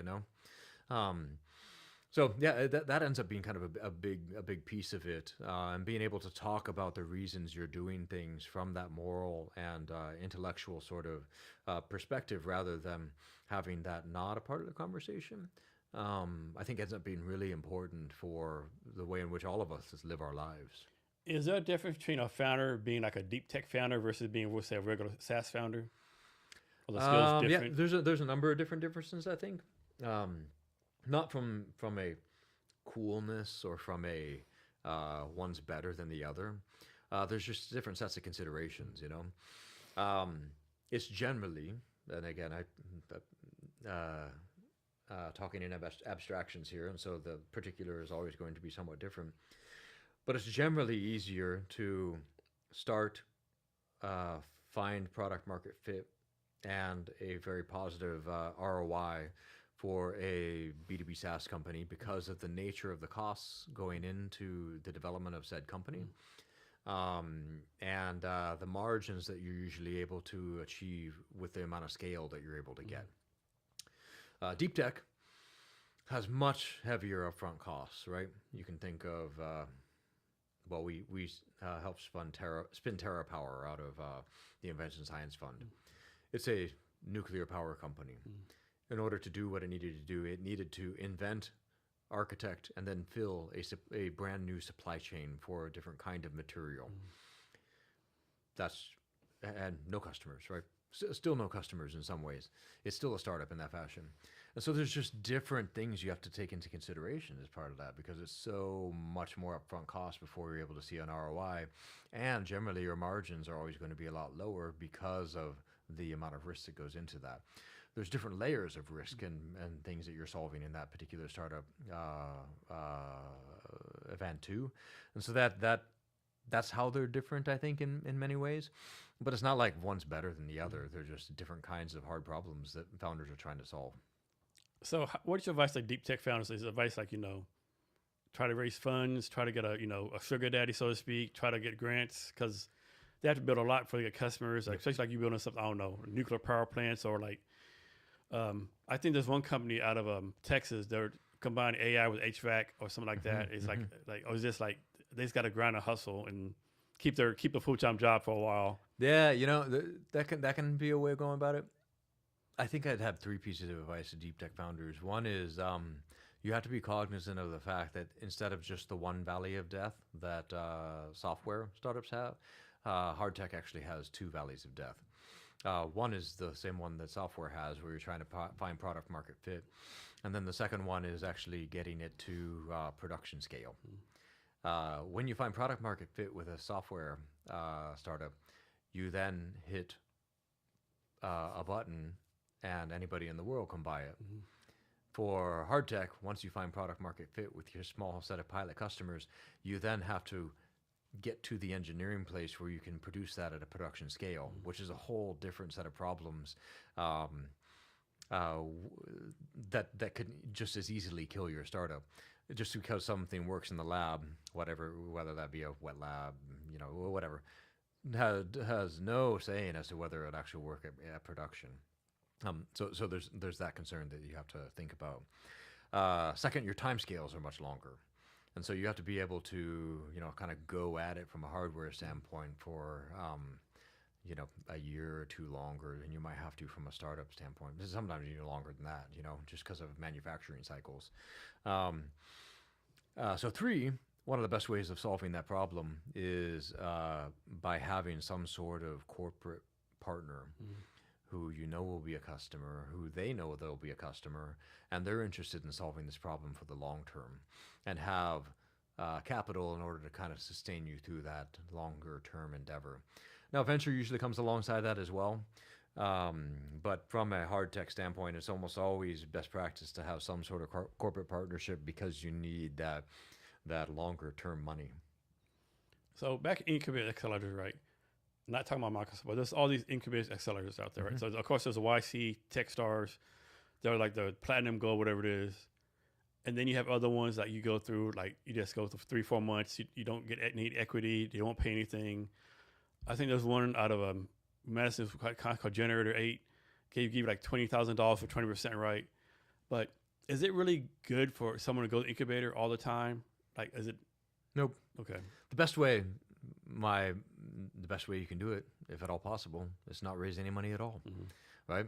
It's you and people who are putting their blood, sweat, and tears into the cap table, and that's great. That's what I did with my B2B SaaS startup. I started out as an agency, shifted over to a B2B SaaS, never had to raise any funds, and I had a decent exit as a result of having a very lean cap table. But venture exists for a reason, right? Because there are certain kinds of problems or certain kinds of scale that you just can't achieve without that influx of money. And so there's no one size fits all answer to this. It's very context dependent. It depends on the problem you're trying to solve. It depends on the kind of business that you as a founder want to run, right? There are many quote unquote lifestyle businesses out there, which some people use in a pejorative sense, but I do not, where they could totally get bigger. But that means more headache for me. Yeah. Why can't I just stay? I'm good. I'm happy serving my customers. My customers are happy. I deliver a quality product. Everybody has a great return on investment. Why the heck would I take on any money, or why the heck would I give myself the headache of trying to scale at 100x, right? But most venture requires that kind of return. Yeah. Just because of the nature of the beast. It's not because they're super greedy or anything like that. It's just that's how portfolio mechanics work. And so, venture gets a lot of the headlines because it's fun to talk about big numbers. In fact, that reminds me, I need to go buy a lottery ticket after this. It's what, like 1.2 billion now? Yeah. I'm going to win it this time, I'm sure. But that's one of the reasons, right? Is they have to return their portfolio. So you have to get a 100x or 10x or whatever the fund requires, because you're the one that's going to work while the rest of them won't. So I think it's really silly to class different kinds of founders into different sets. Like, founding is just hard. We all should support each other more on that score, whether it's a quote unquote lifestyle business, a car dealership, a B2B SaaS company, or, Satya Nadella. So what's your advice for this person? Suppose they're not tech founder out there, right? And they're doing customer discovery. They have like letters of intent, all the stuff done. They have the market, but they can't help. Can't find no one to help them to build it because you know, even though we're in Seattle, you know, can you really convince a developer to leave a $10, $1 million your job for Microsoft? And they're really good. They're probably building their own stuff, and then an intern's really not good enough to build what you want. So, what's your advice to someone like that? Yeah. This gets to my two evaluation factors, right? One is the understanding of the customer problem, and two is your product. And I've met a lot of technical founders who have a cool thing, but they don't have the good understanding of the business problem and the business mechanics that go into that. And I've met a lot of great founders who have a good understanding of the customer problem, but don't have any technical chops to build out the product. So you're in a rock and a hard place. One solution to that, well, there's a couple of different options, right? One is you can kind of bop around the world with the customer problem that you have a good sense of, and convince either an investor or a developer that this is a fun problem and you should fall in love with it too, and you'll give me money so I can find a developer, or you'll convince the developer of the problem so that they'll come and do it. There's also kind of a third option, but this also requires money too, of having somebody build it for you, and then you use that as your POC, and that's how you raise money or whatnot. I've seen that work as well. But if you don't have a technical co-founder, then you can't build the solution. Yeah. So you're kind of a startup. You're kind of not. You have a problem, and you're representative of a certain class of customers with that problem, right? The other problem, and I see this even more often, is you're a technical founder, you're an inventor, and you're coming up with something cool, but you don't know the customer problem well enough to be able to translate it to a product market fit. It's technology searching for a problem in some ways. In a perfect world, we would have a marketplace where all problems and all solutions got to talk to each other, and you'd find that marriage. But it's one of the fundamental problems of being a startup, and being able to find that fit of enough understanding about the problem to solve it in a way that people with the problem care about, and enough understanding of the solution to build it in a way that actually solves the problem. Therein lies the rub. Yeah, I think another too is like you built a product, you did an MVP, and people like say you're on the right path, we'll buy this, but it's not robust enough, right? Yeah. And of course they'd be lying, you know, but like I'll make this, suppose 100 people tell you that. Yeah. They can't all be lying. But then you can't get investment because, you know, you don't have customers, you know, so that what's it called? The self-licking ice cream? What do you call it? Yeah. Yeah, the doom loop. Yeah. I think that's a challenge that most people struggle. It is. Well, in that sense, then what I would say is you haven't found product market fit, right? Because product market fit is that the necessary. They would pay regardless. They'd pay you for it. Okay. And so there's something about the product that needs to change in order for you to find that fit. And product market fit is kind of a hard, you know, there's a couple of different ways of metrics by which you can find that. Yeah. But I find too, really getting people to put their money where their mouth is, and so they can say a lot of things. Yeah. And I fall into this too. It's not like they're lying. It's just that they can't completely evaluate their own way of thinking about their problem and how much they're willing to pay for it. So, yeah, it's an interesting problem. It's one of my favorite problems to solve. That's why I love that 0 to 1. So how do you solve it? Experimentation. So, and getting people to getting the people who I interview, potential customers who I interview, to get closer and closer to putting skin into the game. Would you do it for $1 a month? Would you do it for 50 cents a month? Like, what does it take here so that you will continue using my thing? And so I do it very much from a data-driven standpoint. And everybody says that, but getting down to the actual metrics and what you're doing on the basis of what those metrics are telling you.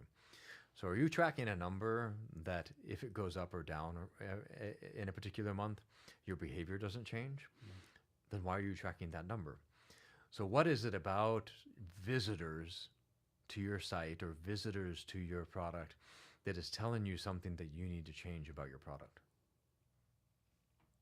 I don't know, right?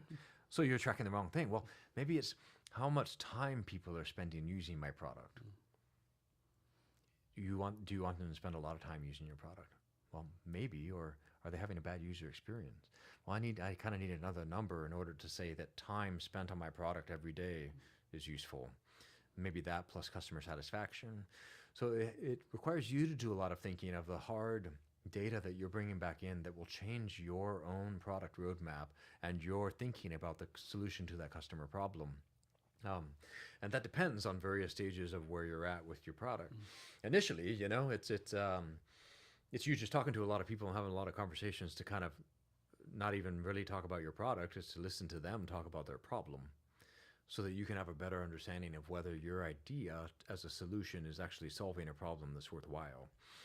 Later on, it can be your little scratch note diagram that you're showing, like, hey, what if it looked like this? What if it looked like that?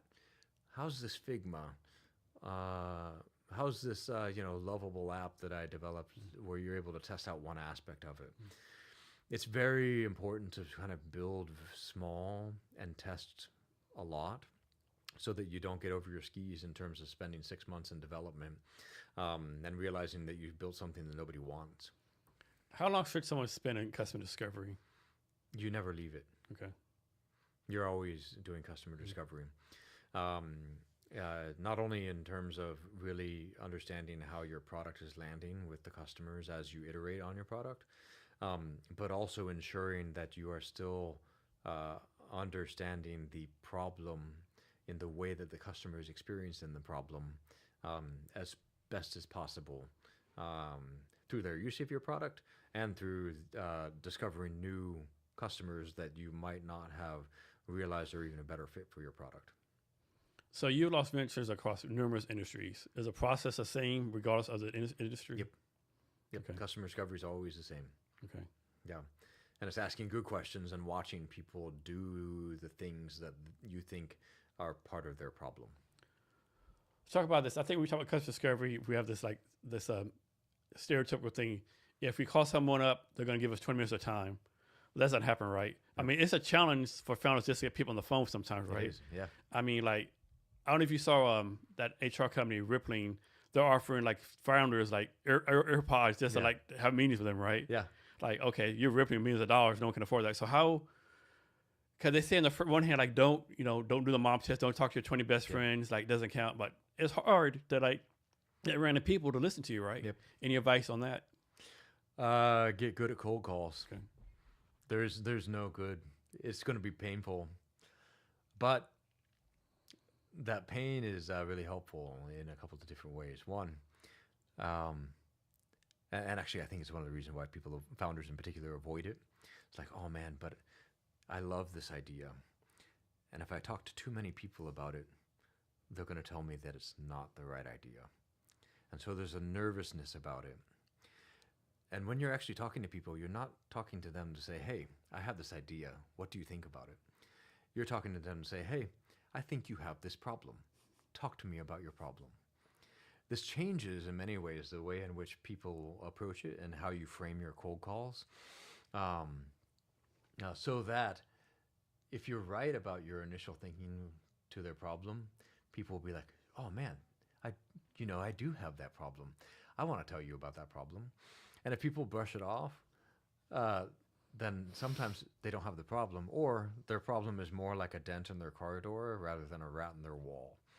Like, sure, I had the problem, but I have to go all the way to the body shop. It's not like I really care about my 98 Subaru Impreza that much.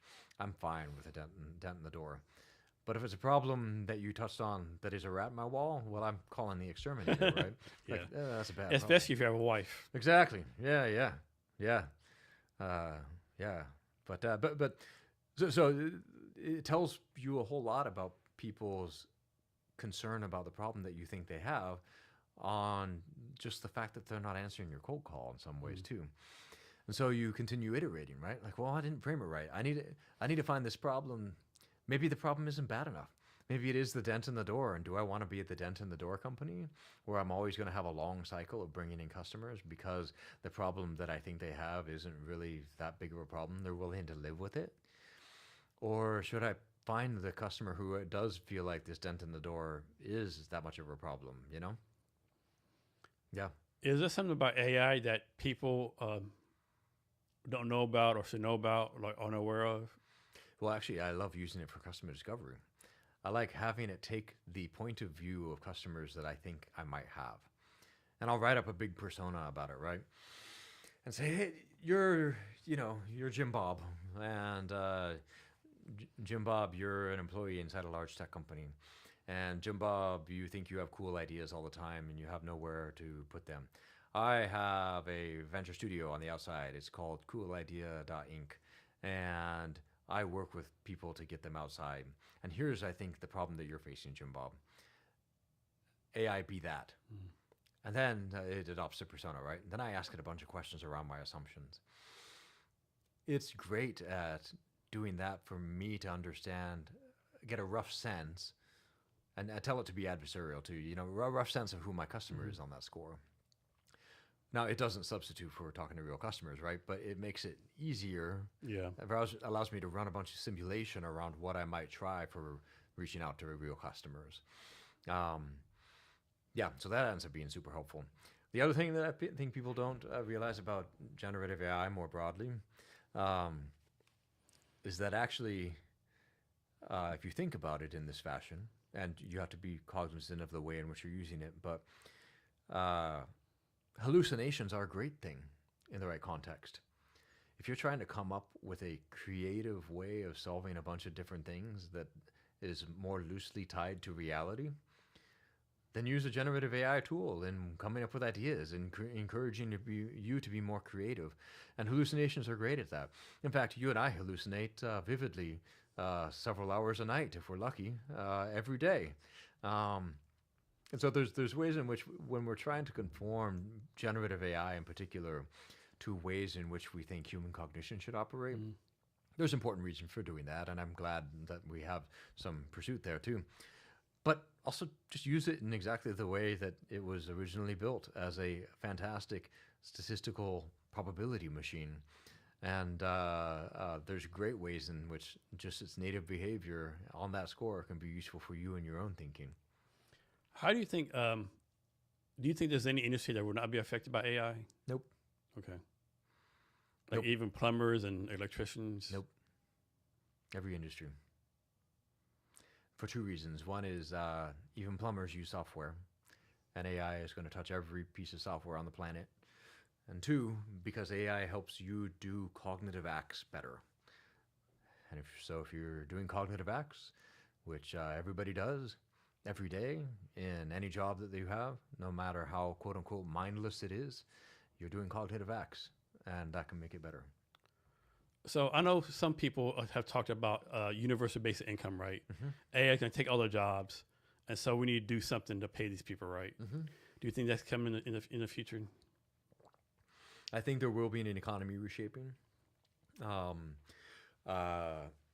this is where I, again, in my lawyerly way, perhaps kind of dodge the question by expanding upon it and not providing a real solution.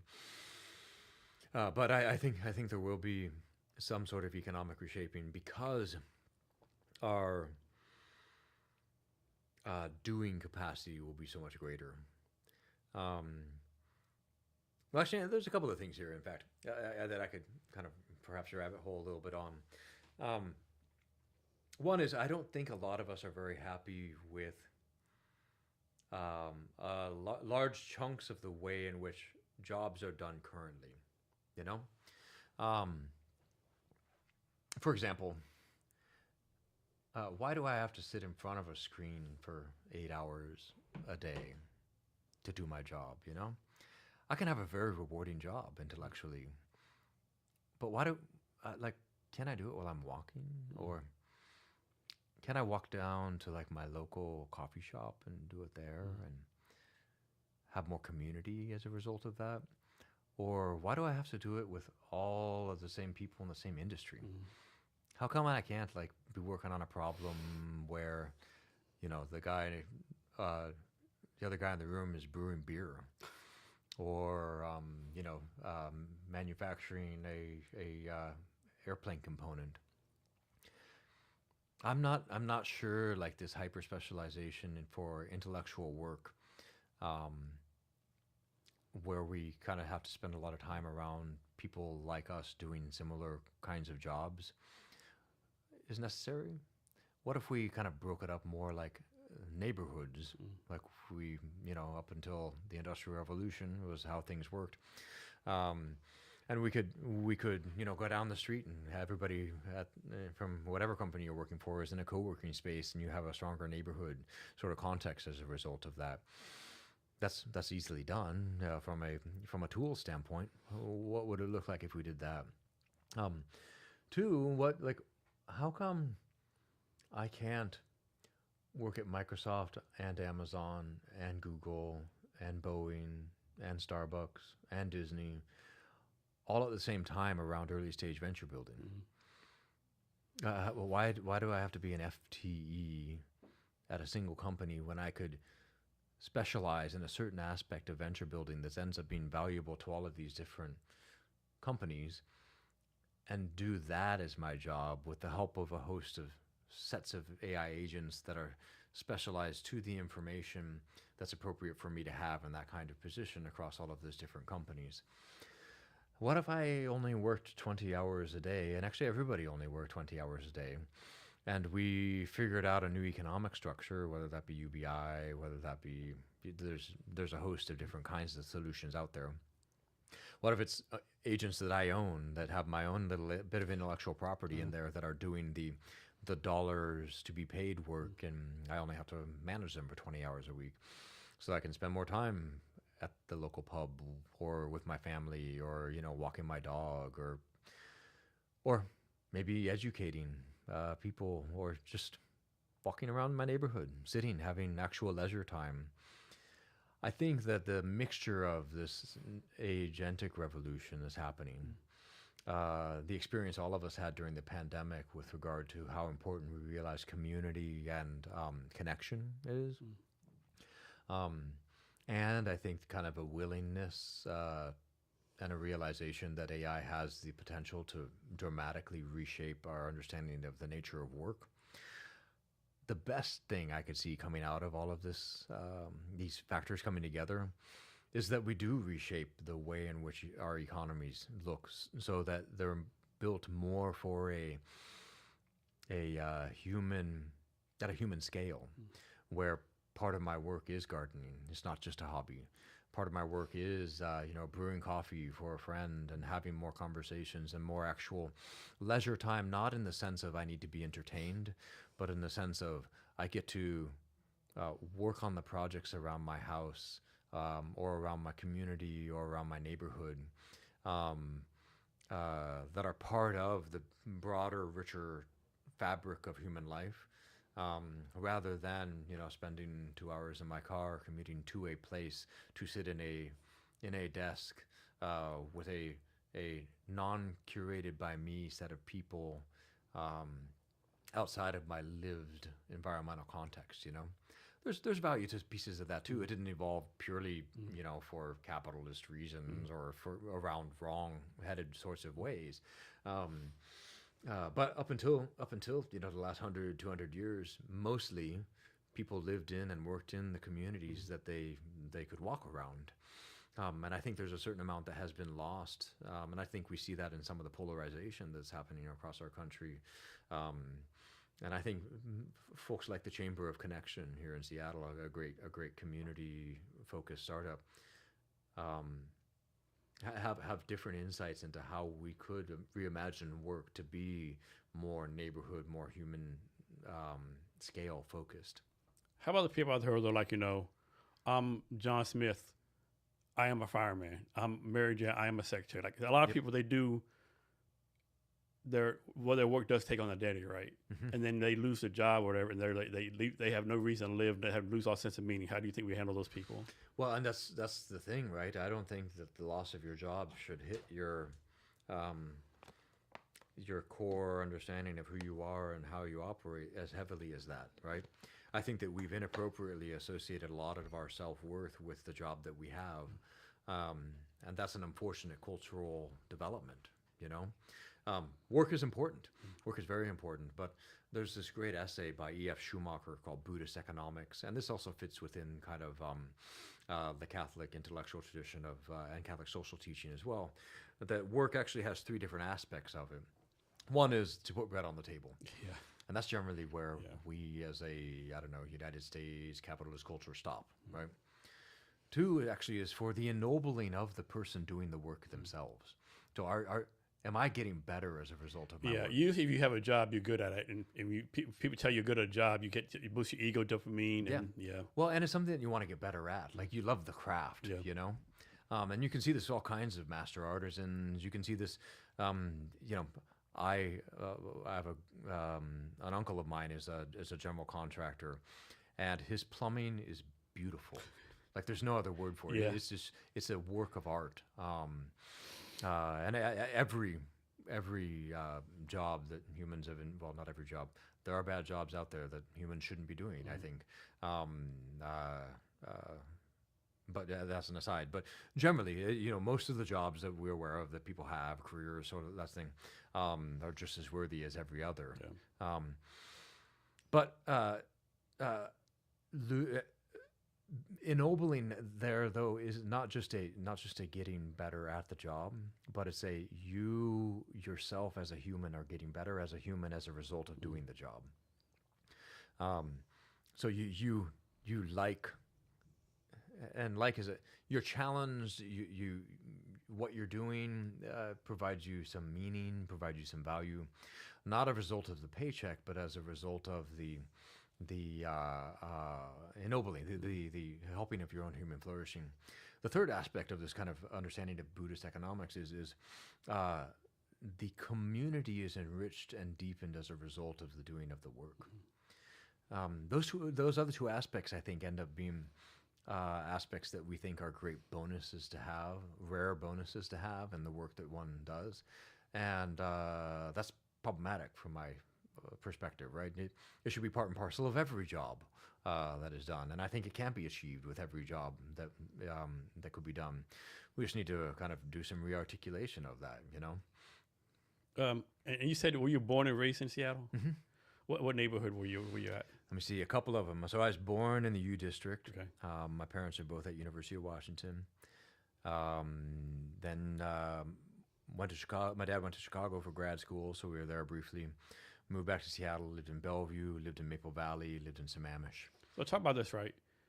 Like, of course, every city has neighborhoods, right? But I don't think I've ever been a city like it's so neighborhood centric as Seattle. It's like it'd be like, hey, I know you live in U District, come down to Pioneer Square.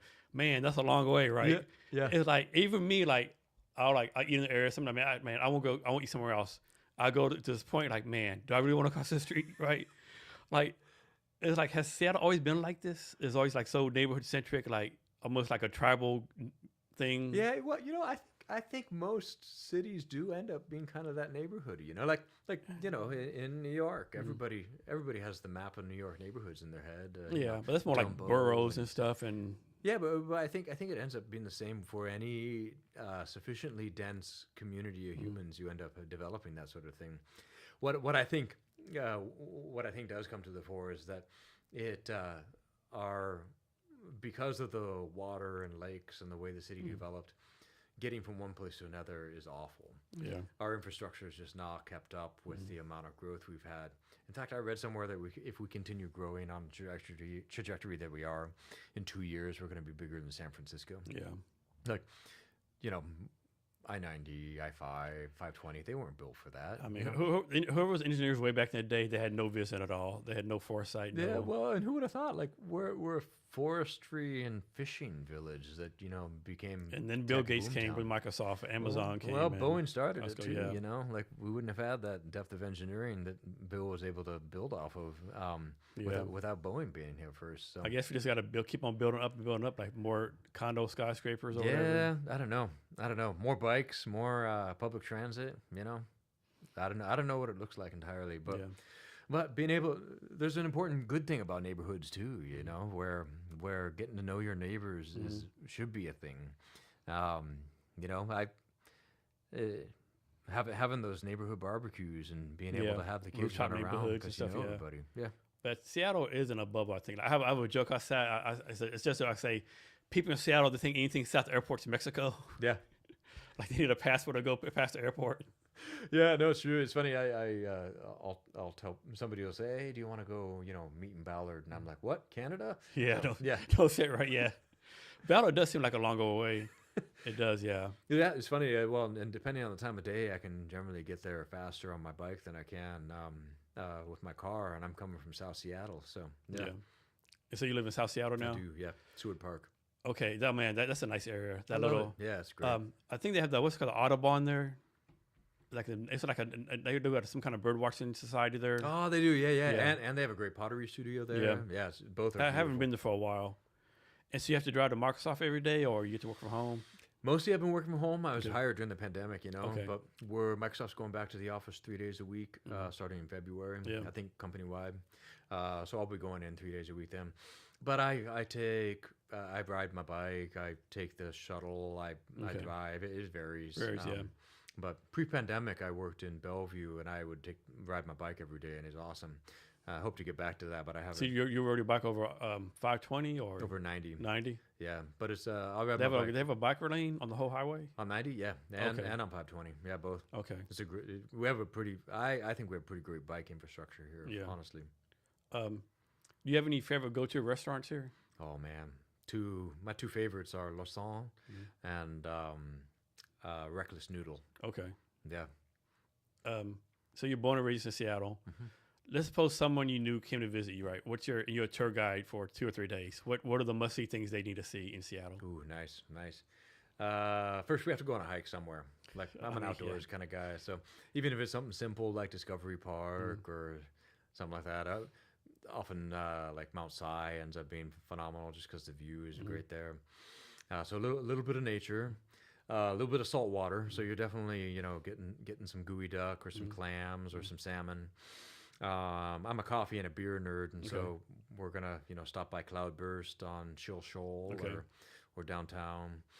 My favorite coffee in town right now is Roaster is Olympia Coffee. Okay. But one of my favorite coffee shops is, and they only have one location, is Analog Coffee. Okay, I haven't heard of them. Where were they located at? They're on the slope over by Capitol Hill. Okay. On the slope down to the I-5. Okay. But Analog's great. They have a really great little breakfast shop there called B-Side too, which is delightful. Then you can see all the fun things like the gum wall and that sort of thing. But and Pike Place Market, it's always fun. But I also like taking the ferry over to Bainbridge. I mean, I've only been a couple of times. I just love the view. I love Bainbridge Island. It's like, it's yeah. It's like yeah. Yep. Oh, very much so. Yep, Yeah. that's always fun. If you're coming to the summertime too, just like getting your swim on is so important. Either Alki is great, Lincoln Park's great. Haven't been there yet. Yeah, those are good. One thing I'd like to say, every neighborhood does stuff. Right now, Pioneer Square, they're doing an ice skating ring. Oh yeah, Pioneer Square is amazing. They like do like art walks, music festivals. Yep. Like here, I'm like 2 doors down from Central Saloon. Yeah. Been open since 1892. Early Seattle rock band legends started there. Yeah, well, and actually, if you wanted to do a walking tour of anywhere and really get Seattle, I would go Pioneer Square over Pike Place Market. Yeah, I would too. Yeah. Yep, I'd walk around. I'd go into all the different shops. Georgetown's really great for this too. Oh yeah, actually. Georgetown. Yep. Yeah. Yeah, with Fantagraphic down there, that's fun. Talk real fast. I think people have gotten like how rich the Seattle music scene is, right? With the yep. jazz, the hip hop, Yeah. the rock. We have a really storied music scene here. We do. Yeah, very very storied. I mean, Stone Temple Pilots, Nirvana. I forgot about Stone Temple Pilots. yeah, Yeah. and then Modest Mouse. and- Heart. Yep. Yeah. The classical music scene's really good. Folk music scene's phenomenal. Yeah, I'm a big fan of electronic music myself, and we have some amazing. I have a joke that goes like, when God made Seattle, he made it so great, he's like, man, I got to do something to fuck it up.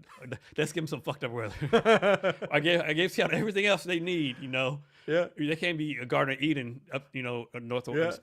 okay, there's going to be no sun, okay. Yeah, well, and even then, the summers make up for it in my mind. Yeah. Also, though, this is one of the reasons why I love getting outdoors.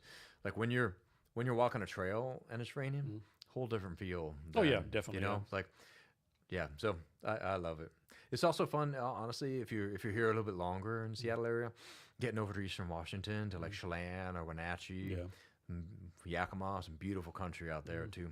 I'm told that you can hit every climate zone on Earth within a 2-hour drive of Seattle. Yeah, I wouldn't doubt it. Yeah, incredible. But another bad side about Seattle, knocking this plastic table, it happens like if the earthquake hits, the tsunami hits, the volcano erupts all the same day, we're all screwed.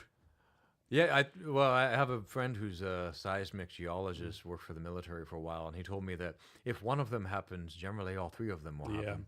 I've heard that too. Yeah, But I end up being kind of a silver lining, super optimist. And what big city gets the chance to kind of replan their entire urban infrastructure as a result of a massive earthquake and volcano? You know? yeah, I know. I think another thing that relies in Seattle area is like how much military is here too, right? That's true too. Yeah. I mean, because like a joke, but not a joke. Before a war would hit off, we're the first ones gone, right? Because if nothing else, Boeing, Yeah. Fort Lewis, like one of the biggest army bases. Yep. Like half the JBLM. nuclear subs are here, right? Yeah, so we'd be like live 1 minute, next minute we don't know what happened, right? Yeah, well, the best part about that is, though, having a good military presence means you also have a little bit of counteroffensive capability. So, Yeah. also, the Puget Sound just being one of the best deep water ports in the Oh world yeah. is People don't phenomenal. like Port of Seattle. I talked earlier, like Expedia, Microsoft. Yeah. There's the port, import, export business. Yep. All the agriculture in Eastern Washington. Yeah. I think we still like the number one grower apples. I think Yep. wheat, all that kind of stuff. Potatoes. Yeah, All the what's it called, man? Manufacturing down in Kenton, that area. Yeah, well, and all of our clean water and our hydroelectric capacity. Yeah. The maritime incubators. Yeah. Yeah. I mean, this area has. To me, I know it'll be home to me because I'm from Texas, but like, what I'm trying to do is no better place to be, right? Yeah. I mean, so Yeah. many opportunities here. You might have to room with 6 other dudes to afford a place to live, Yeah. And you might have to, skip over some homeless people, that kind of stuff. But I don't know. So let's talk about the real fast, right? I mean, we do have a homeless problem here, right? Mhm. I think the challenges is like, I think a lot of us are desensitized here now, right? Mhm. Because like, even in Partners Career, you see the same people. Give me a dollar, give me a dollar, Or like, dude, I ain't giving a dollar in 6 years. Mhm. I just think we get desensitized, right? Yeah. And I think it's a bad thing, right? You want to have empathy, but like, man, like I said on the podcast, like, people way smarter, way more money haven't figured out, right? Yeah. Yeah. And then you don't want to say like, it's not my problem, but like, is it my problem, right? I don't know how we fix that, Yeah, well, I think we're all each other's problems in Mhm. some ways. Not in the sense of like I need to go, solve whatever you're having trouble with, Yeah. but I'm supposed to love you as a Yeah. a friend, a neighbor. Yeah. There's that's one of the great things about humanity is we can Yeah. be that for each other. But I think part of that ends up being not in fact not solving the other person's Mhm. problem, is helping them solve it themselves. Yeah. Now there's certain cases where people might not have the mental capacity or or there might be some substance abuse issues that are making it so it's difficult for them to solve the problem on their own. But it's then kind of providing that support network so that they're able to go about doing it. I was talking about and there's an analogy here. I think I was talking about the lottery earlier, and it's famous, right? That most lottery winners blow through their money and then they're back in the same position, right? I think one of the reasons for that is because it they had nothing to do with it. It was entirely chance, and so they don't feel like they have an ownership over it, a way in which they contributed to that solution that was provided. I think it can be a similar thing when you just and I don't want to couch it as like free handouts, because free handouts end up being an important way of doing some things here. But more, it's in the empowering of people to be able to take control over their own lives and their own destinies, I think ends up being important. We talk about this concept of psychological safety. And I think it's important, but I think what actually gives more psychological safety in context is freedom. Freedom in the sense that you and an agency over your own direction in life, and being able to give people more of that agency, I think ends up being one of the best ways in which to encourage people to choose things that end up promoting their flourishing rather than not. So I look forward to any empathetic solutions, of course, to this problem, and some of them definitely are systemic, where this cost of living is just high, and there's a lot of things that go into that. But I think at the core, the thread that will provide the most solution over the longest period of time ends up being that human empowerment to be able to have agency over one's own direction. Yeah, so I think the best or worst example, like we talking about lottery winners like wasting their money. I remember reading a case like a couple years ago. This family in Kentucky won this big lottery, right? And so they bought everyone like Bentleys, all these fancy cars, whatever, but they didn't pay their road. So all the rocks and gravel pretty much fucked up the bottom of the car and ruined all these expensive cars, right? Yeah. And so these cars are worth nothing, and they have no money. And it's like, yeah. It's because you didn't kind of build the formation of the person to understand what to do with that sort of thing. I'm not sure I'd be any better. That's the funny thing about the lottery. But yeah. You working on anything next couple of weeks, or going to any networking events you want to talk to people about? Not events. No, I'm. You know what I'm going to do, actually, with everybody kind of being off on vacation. I'm going to build a couple of things I'm excited about. I've been working on this project that has a brainwave sensor, along with my biometrics, my Aura Ring and my Garmin. And I'm intrigued around how different sorts of social interactions help align or disalign my heart rhythms with my my neuromodulation. So I'm doing a little bit of experimentation around that, building a little thing there. I'm raising funds for a venture fund that's going to be associated with the Catholic University of America work. What kind of startups are you investing in? Just the Catholic University startups? Or? No, well, some coming out of that, but primarily it's a deep tech venture commercialization vehicle for any deep tech venture that's aligned with a human flourishing sort of perspective. Okay. So I'm kind of deep in the weeds. So like a pre-seed round, early stage? Early stage, usually associated with a venture studio. Okay. So very early stage. But we'll see. That's the thesis on which we're raising. But yeah, we're in the middle of a $20 million raise for that. What else we got?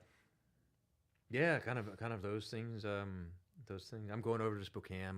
My parents moved over there during the pandemic, and so it'll be fun to see them over the holidays. And I plan on reading a whole lot. Okay. My stack of books next to my bed is threatening to end me, and so I need to do some more work on it. So. Well, talk about this. A lot of founders complain, man, it's hard to raise money, all that kind of stuff. But I have to imagine it's even harder for people like you to raise money, because like at least founders, you can go to people like you, but I have to think the dynamic of people you can reach out for money who are like super rich has to be very small. This is where I think what you're doing here ends up being a really cool thing about how humans operate and how information travels. Part of the reason I got why Catholic University of America reached out to me, because of stuff I was writing on Substack. If I hadn't been writing that, I don't know if that conversation, that opportunity would happen.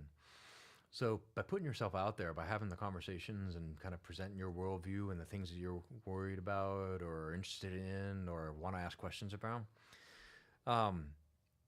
ends up being kind of like a little bottle with a message in it out in the ocean. It does, and you never know where it's going to come of it.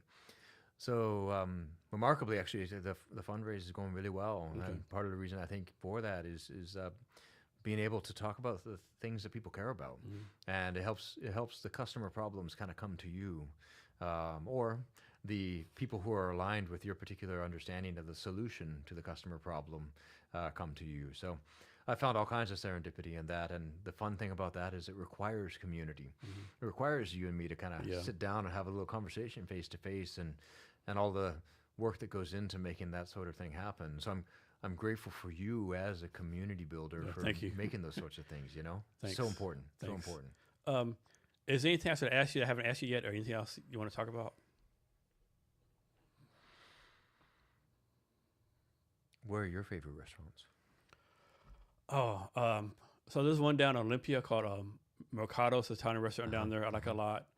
I I would go to fancy restaurants in Seattle. I mean, like go like hamburger places. Sure, Know, sure. yeah. Well, those end up being the best. I have a buddy who wrote a hamburger almanac for the state of Washington. He visited all these different burger places and gave him a write up. It was fun, but no, man, yeah, we covered a whole lot here. It was a lot of fun. Yeah, nothing's particular coming to mind other than wanting to encourage everybody who's listening to throw more house parties. No shit, yeah. Can you tell us how the people can reach out to you? Yeah, for sure. LinkedIn is great. Okay. I use LinkedIn a lot, so that works out well. I'm on Substack too, and so if you want to holler at some of my articles, that's fine. I talk about everything just in the same way that this podcast does, which is a lot of fun. And yeah, don't reach out. Reach out. Don't be a stranger. I can take a while to get back to some people sometimes, not because I don't love you, but because God, sometimes I get a lot of inbound. I can imagine, yeah. But always happy to meet people for a coffee or a beer. And before you get out of here, can you give us any wisdom or advice on anything you want to talk about? Lean into your own weird brand of creative curiosity, right? Each of us is entirely unique, and what you're able to bring to the world is that uniqueness, particularly in your pursuit of your unrestricted desire to know and be creative. And we need that. We can't do it without you. That's why you're here. So let's do it together. Taylor, thanks for your time today. Really appreciate it. Thank you. And to listeners, remember to check out the Cavness HR Refunder. And thank you for your time. And remember to be great every day.